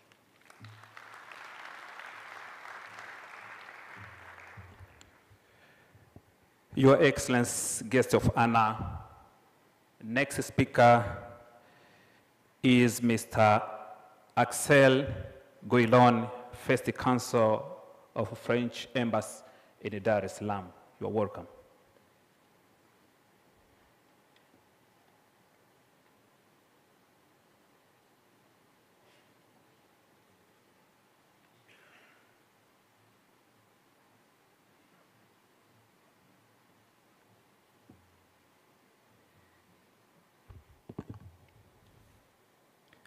Honorable guest of honor, Dr. Hussein Ali Mouini, Your Excellencies, Ministers and Ambassadors, dear Mr. Aziz Shasha, Treasurer of NMB Bank, distinguished guest, Habariza Subuhi. It's a great honor to speak here today on behalf of Proparco, the French development bank dedicated to supporting the private sector and a subsidiary of the French Development Agency. This facility, provided by FMO and Proparco to NMB, is first of all a sign of the confidence that both development finance institutions have with the leading financial institutions in Tanzania. I would like also to insist that this facility is co-financed under what is called the Friendship Facility and is therefore an excellent example of the capacity of development finance institutions such as FMO and Proparco, to collaborate and streamline the processes and financial products for the benefit of the client. On behalf of the French Embassy, I extend our appreciation to Proparco, FMO, and NMB for the continued partnership. This facility will contribute in reinforcing the presence of Proparco in Tanzania to support the private sector and its role in the development of the economy. Proparco identifies and works with local partners in the key sectors of the economy through direct financing or intermediated financing via financial institutions and investment funds. In 2022, Proparco signed a similar agreement with CRDB Bank. It was a credit line of 50 million euros aimed at facilitating access to loans to women and youth entrepreneurs. Now, let me zoom out and give some perspective on which purposes these credit lines serve. The first one is feminist diplomacy. It has become a key axis of French diplomacy, and in the financial sector, it translates into working with local institutions to support women entrepreneurs. In the banking sector, it is a smart target because women have a lower default rate. The other purpose is food security in Africa. As you all know, because of the Russian aggression war against Ukraine, it has become a key issue. And France, alongside international financial institutions, is working to alleviate the impact of this unfortunate situation. Our idea is to increase local production. This is why 30% of the French contribution to this credit line is specifically earmarked to agricultural entrepreneurs. So, if you are a woman entrepreneur in agriculture, well, I strongly encourage you to knock at the door of NICC. As a conclusion, let me confirm the ambition of France through AFD and Proparco to continue to seek partnerships with the private sector on key themes such as SME financing, promoting gender equality, ensuring food security, and tackling the climate change crisis. Thank you very much. Asanteni sana.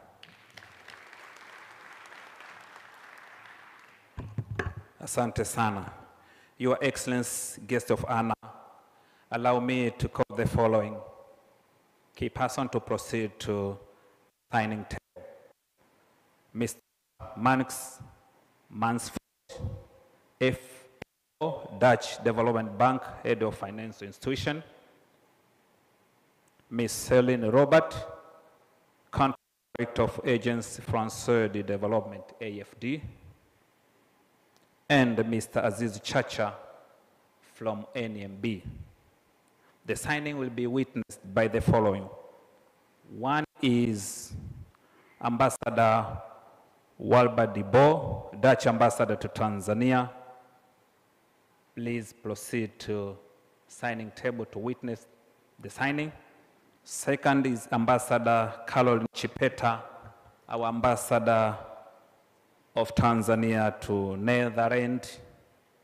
Next is Ambassador Samuel Shelukindo, our Ambassador to France.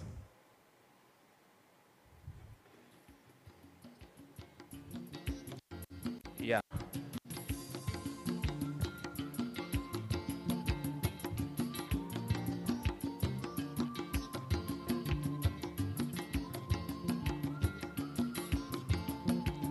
And French ambassador to Tanzania. Yeah.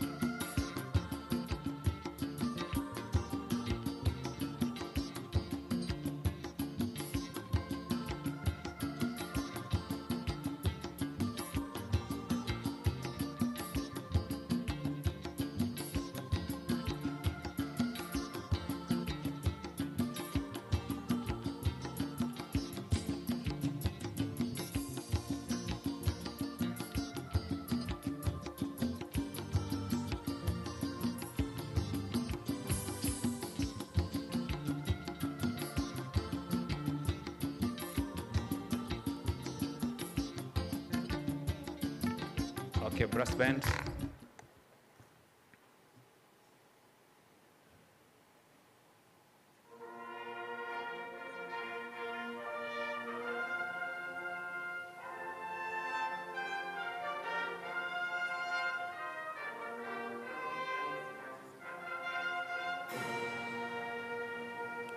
Thank you very much.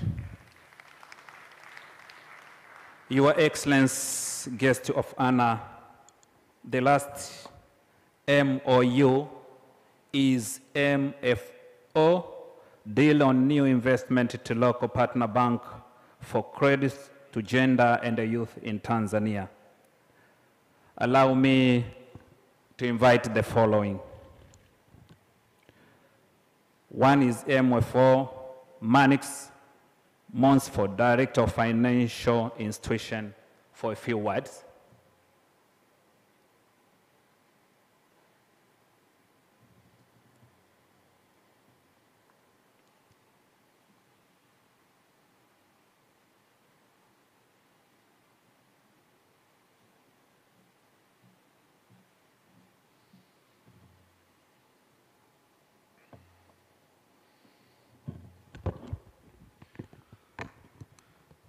Your Excellency, Mr. President, honorable guests, I feel very privileged to be here today because we're for the first time signing our portfolio guarantee product with a Tanzanian client.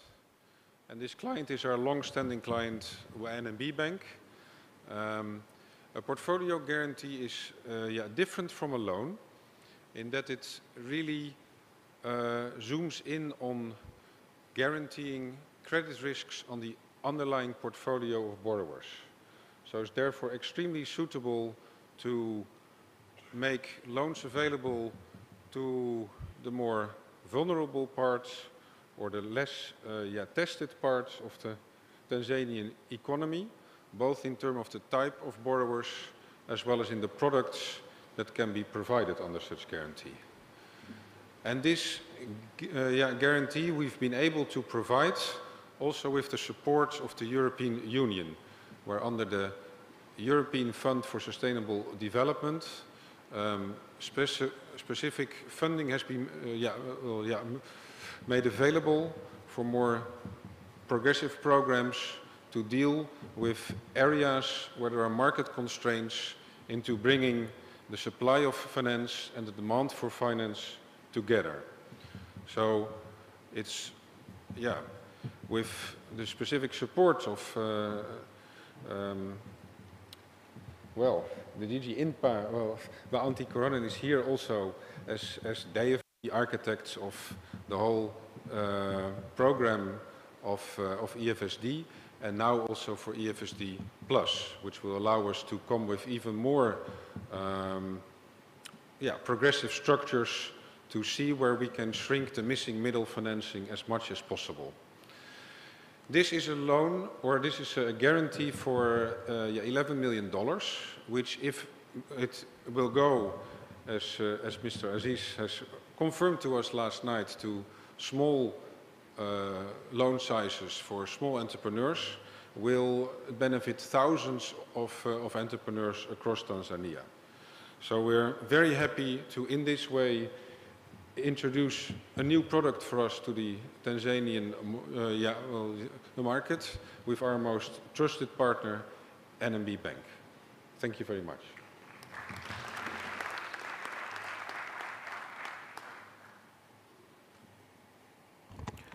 Your Excellency, guest of honor, on Tanzania side, allow me to invite Mr. Chacha Aziz, Director of Treasury, NMB Bank.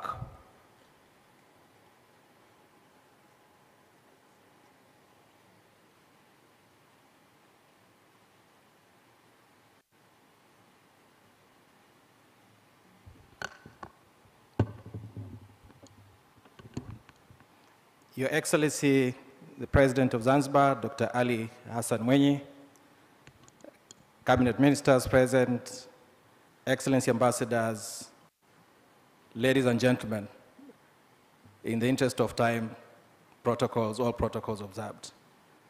Your Excellency, you'll notice the 3 contracts being signed today between NMB and the DFIs.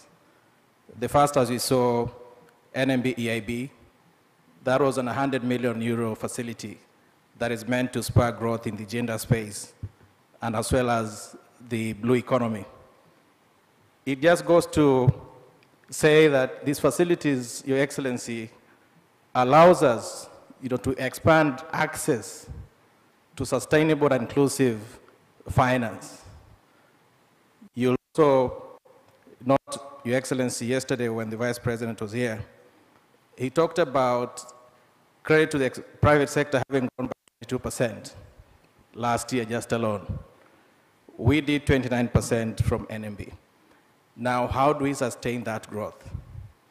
I think part of why we're here is to say the government of Tanzania, the government of Zanzibar, through sound economic policies, are making Tanzania quite attractive. It's the reason these entities, our friends, EIB, FMO, Promaco, have the confidence in the market through which now they trust banks like NMB, CID, KC, and the like. So we really would like to thank the government of Tanzania for this environment that allows us to actually tap international markets for financing, because we need to blend our ability to generate domestic funding, which we do quite well, but now being able to attract international capital, accelerate our growth ambitions with what the government's objectives are. So special thanks to EIB, special thanks to FMO, our dear friends, Propaco. It's been a good relationship. We know for 5-6 years, especially in that front, the relationships were a bit cold, but we look forward to doing a lot more. There's more for us to do, as a country. There's more for us to do together, Tanzania and the EU in partnership. So nashukuru sana, thank you so much, and we look to doing a lot more together. Asante.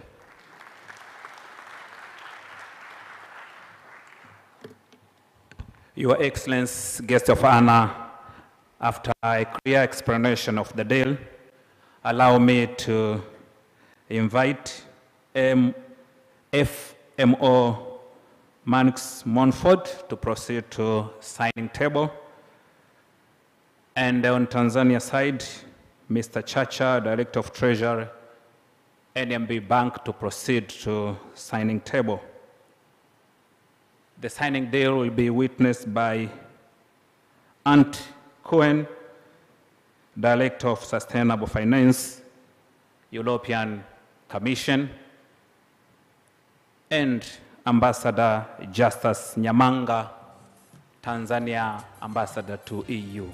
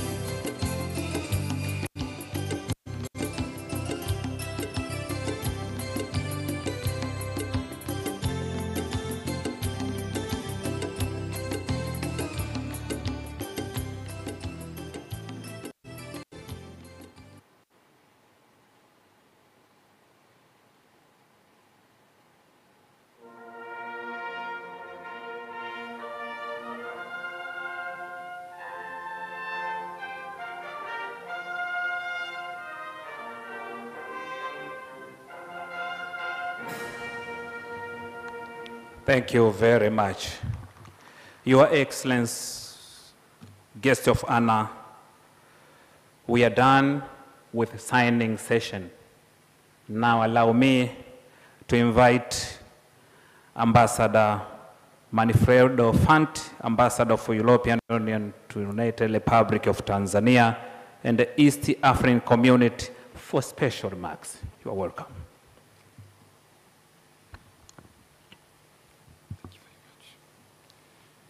Your Excellency, the President of Zanzibar and Chairman of the Revolutionary Council, ministers, members of the Tanzanian government, colleagues from the European Union, ambassadors, ladies and gentlemen.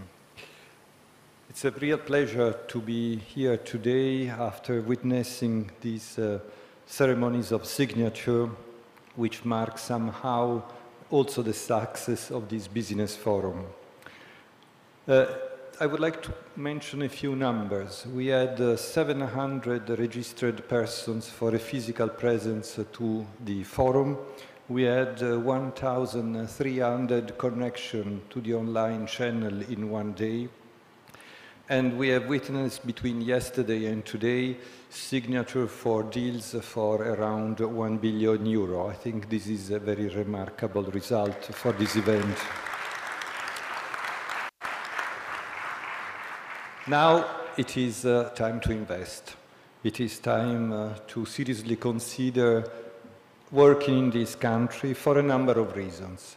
Number one, there is a strong political drive by the government to welcome investment and to work on an enabling environment.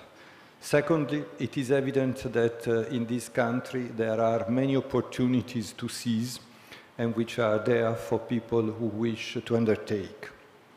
Tanzania, as we all know, is a very important logistical hub, serving various landlocked countries of the region and being part of the East African community. And on our side, from the European Union, we have a new strategy, the Global Gateway, that is a strategy which is supporting investment, bringing guarantees, financial support, but also and above all, bringing quality, European qualitative investments. There is another important point, and we have seen that again between yesterday and today, the return of the European Investment Bank to Tanzania. I think this is a very meaningful signal of the credibility of the environment and of the trust that we put in the country. A few takeaways from the discussion these days. Well, one of the points that came very clear during the discussion is the importance of skills development. And this is clearly an area in which the public and private sector can work together in order to develop the skills of Tanzanian workers and specialize people who are the managers of tomorrow in the country. And on that, I would like also to recall the many opportunities that the European Union is offering for skills development, such as its master programs and its Erasmus program. Secondly, the importance of the digital technology. This is quite evident even if you walk in the street of any city of Tanzania, the fact that we have a G4 network nearly everywhere, and this is a sector which is developing very fast and which is essential for investments. And clearly the subject of energy and infrastructure, and I think this has been quite widely discussed during these days. Now we need to follow up on that. We need to follow up, and in order to do that properly, we need to have a strong private-public dialogue and consultation on the future of investments and of the situation for economic activities. Secondly, we will think about sectorial business meetings to follow up on this one and see how the business is developing in the different sectors. Then there is a task for the government, for the local authorities, which is to continue to work on the improvement on the legal and administrative framework for investments in order to make it clear, transparent, and welcoming for all economic operators. And finally, there is the role of the European Union, of the bank, of the European Investment Bank, of the member states of the European Union.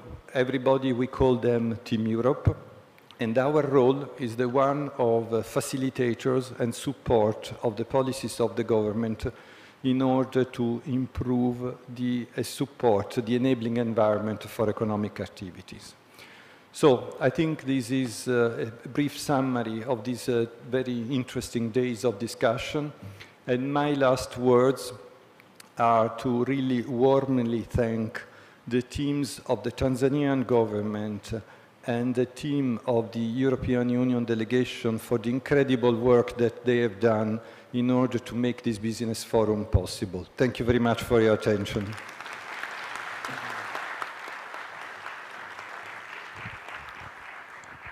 Your Excellency, President of Zanzibar and the Chairman of the Revolutionary Council, allow me to invite Honorable Mudrik Solaga, Minister for State, President Office, Labor, Economic Affairs and Investment, for a brief address and later on to welcome you for your speech. Honorable Minister, you are welcome.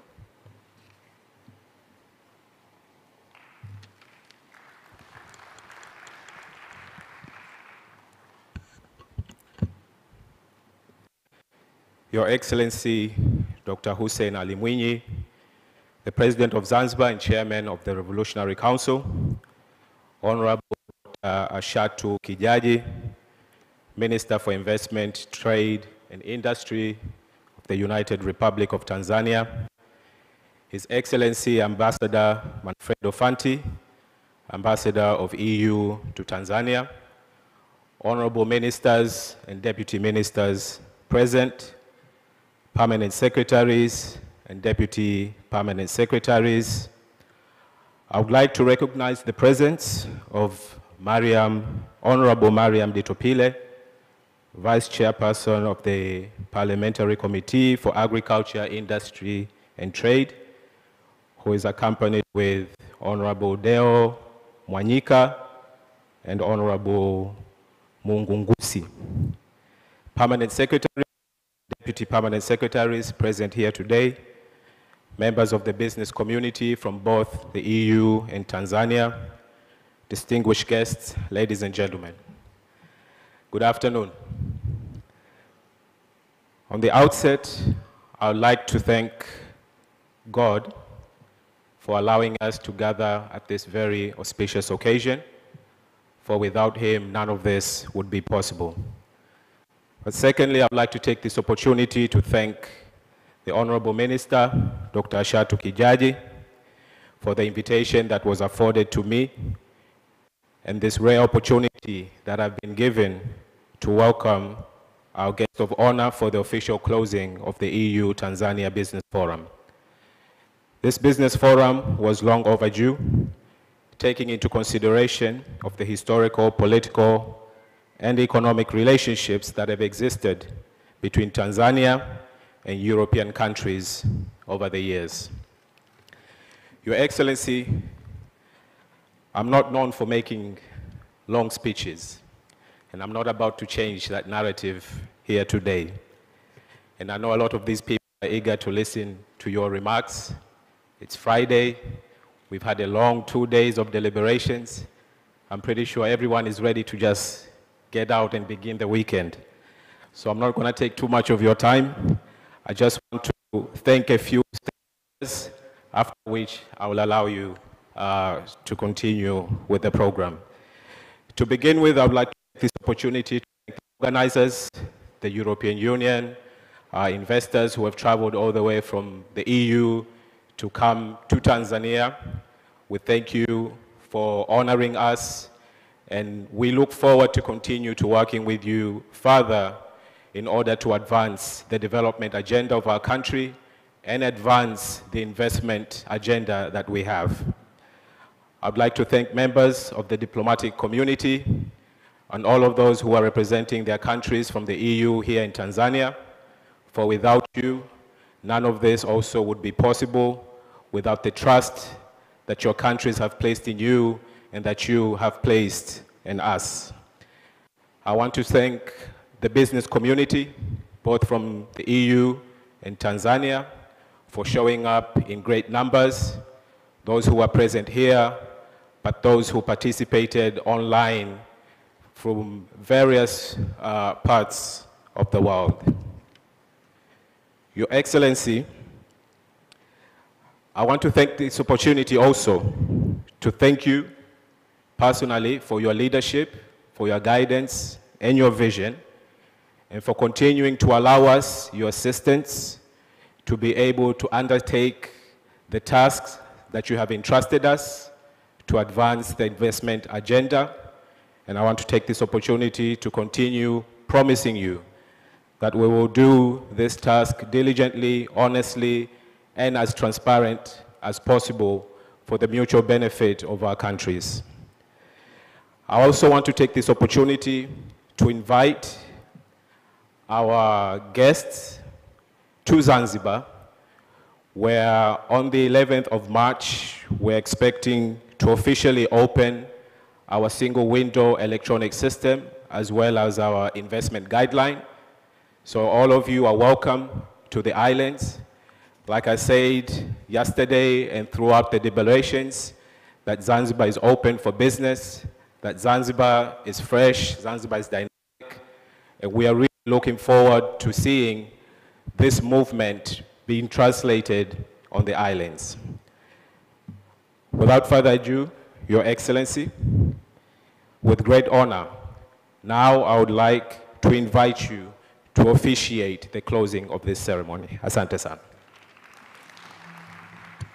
Thank you very much, Honorable Minister Modric Solaga. Your Excellency, President, you are welcome.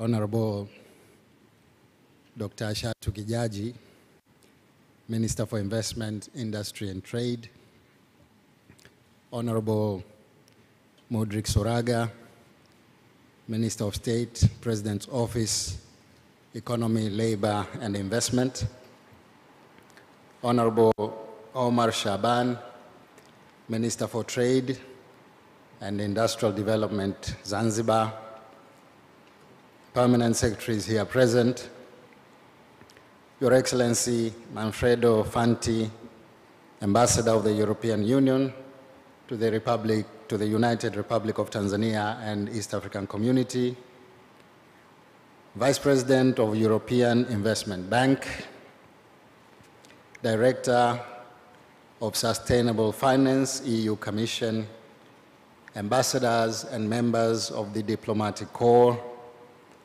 business community representatives from Tanzania, and those from the EU, members of the media, distinguished invited guests, ladies and gentlemen. I'm honored to be given this opportunity to officiate in the closing ceremony of the EU-Tanzania Business and Investment Forum. The government of Tanzania, under the leadership of Her Excellency Dr. Samia Suluhu Hassan, the President of the United Republic of Tanzania, is highly committed to creating a competitive business and investment climate for private sector development. We welcome this forum and others like it as they provide important platforms to explore opportunities for mutual benefit. Distinguished guests, ladies and gentlemen, I recognize our strong and fruitful partnership with the European Union. Tanzania and the EU share a long-standing history of diplomatic and economic ties, which presents a wealth of business opportunities for both sides. The EU has consistently been one of the top investors in Tanzania, and I believe that this forum serves to deepen and strengthen those critical ties. This is fully in line with the government of Tanzania's commitment to promoting sustainable economic growth through increased trade and investment. distinguished guests, ladies and gentlemen, on behalf of the government and the people of Tanzania, I would like to express my sincere gratitude to all the European and Tanzanian delegates who have attended this business forum. We are greatly encouraged by the keen interest shown by several EU companies in establishing their production base here in Tanzania. Such initiatives will promote value addition, skill and technology transfer, and foster strong partnerships between Tanzania and the EU. Our vision is to promote a vibrant private sector that significantly contributes to the economic and social development of Tanzania. Our mission is to transform the private sector through an improved business environment and empowerment to achieve the goal of inclusive and broad-based middle-income economy by 2025. Distinguished guests, ladies and gentlemen, our government is committed to promoting investment. Our goal is to attract more EU investors to Tanzania. We greatly appreciate the European Union's assistance in this regard, including their generous grant of 23 million euros. This grant will support the implementation of the Investment and Business Environment Improvement Program known as Blueprint, and it will also improve the regulatory function of the Tanzania Bureau of Standards. This will ensure that our locally produced products meet international quality standards, facilitating their access to global markets, including the EU.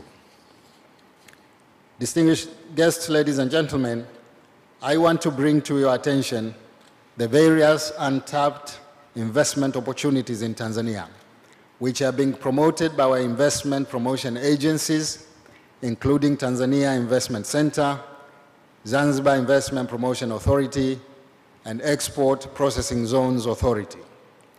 These opportunities include sectors such as agriculture, the blue economy, renewable energy, manufacturing, mining, oil and gas, construction, transport and logistics, and financial services. As you may have seen, Tanzania is rich in natural beauty, cultural heritage, and untapped investment opportunities. From the pristine beaches of Zanzibar to the vast wilderness of Serengeti, Tanzania offers a unique and unrivaled experience. I encourage you all to explore and experience the various attractions Tanzania has to offer. Furthermore, please consider Tanzania your preferred investment destination, given its conducive business environment and untapped investment opportunities. The government has put investment at the forefront of its agenda and is committed to creating a competitive business and investment climate for private sector development.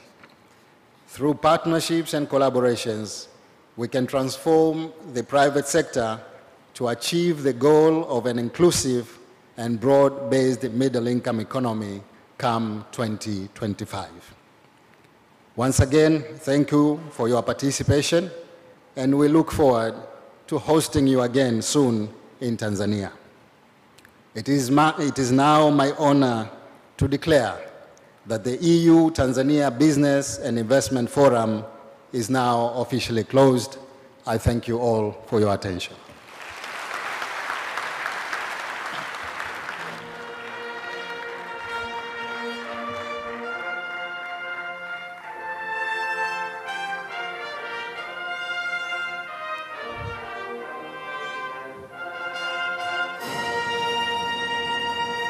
Thank you very much, Your Excellency, guests of honor. We thank you very much for your closing remarks. And we are kindly allow you to proceed with the scheduled program. We ask the pleasure of the two ministers and the ambassadors to lead Your Excellency for the next scheduled program. Brass band.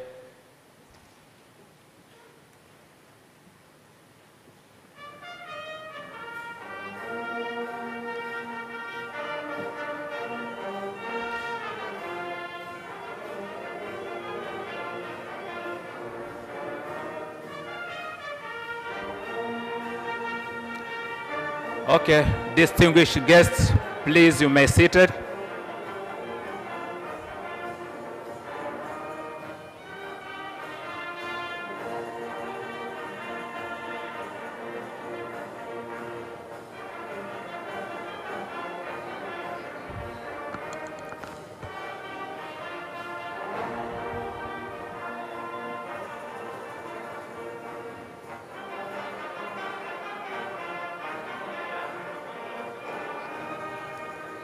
Thank you, brass band.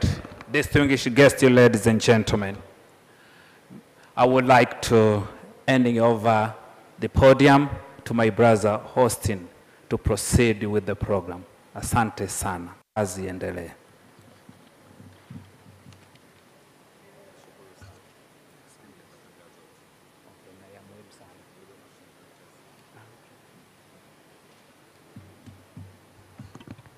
Excellencies, distinguished guests, ladies and gentlemen, the forum has been closed.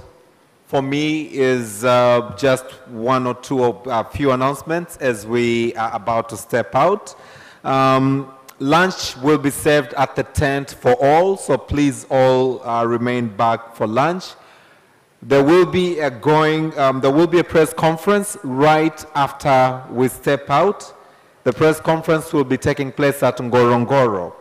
We kindly request the following to be present for the press conference: the Permanent Secretary in the Ministry of Investment and Trade, as well as the Principal Secretary, Trade and Development of Zanzibar, Ambassador Manfredo.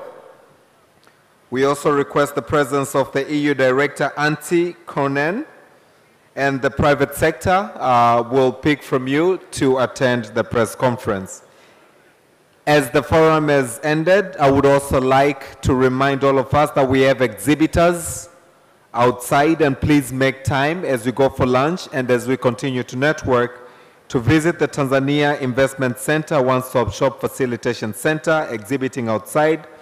We also have the European Union exhibiting outside, CRDB Bank, NBC Bank, Tarea in collaboration with AG Energies, NMB Bank, Bank of Africa, Visam Enterprises, which is a mining Tanzania Limited SME, and the Northern Highlands Coffee Company, Tanzania Affluent Coffee.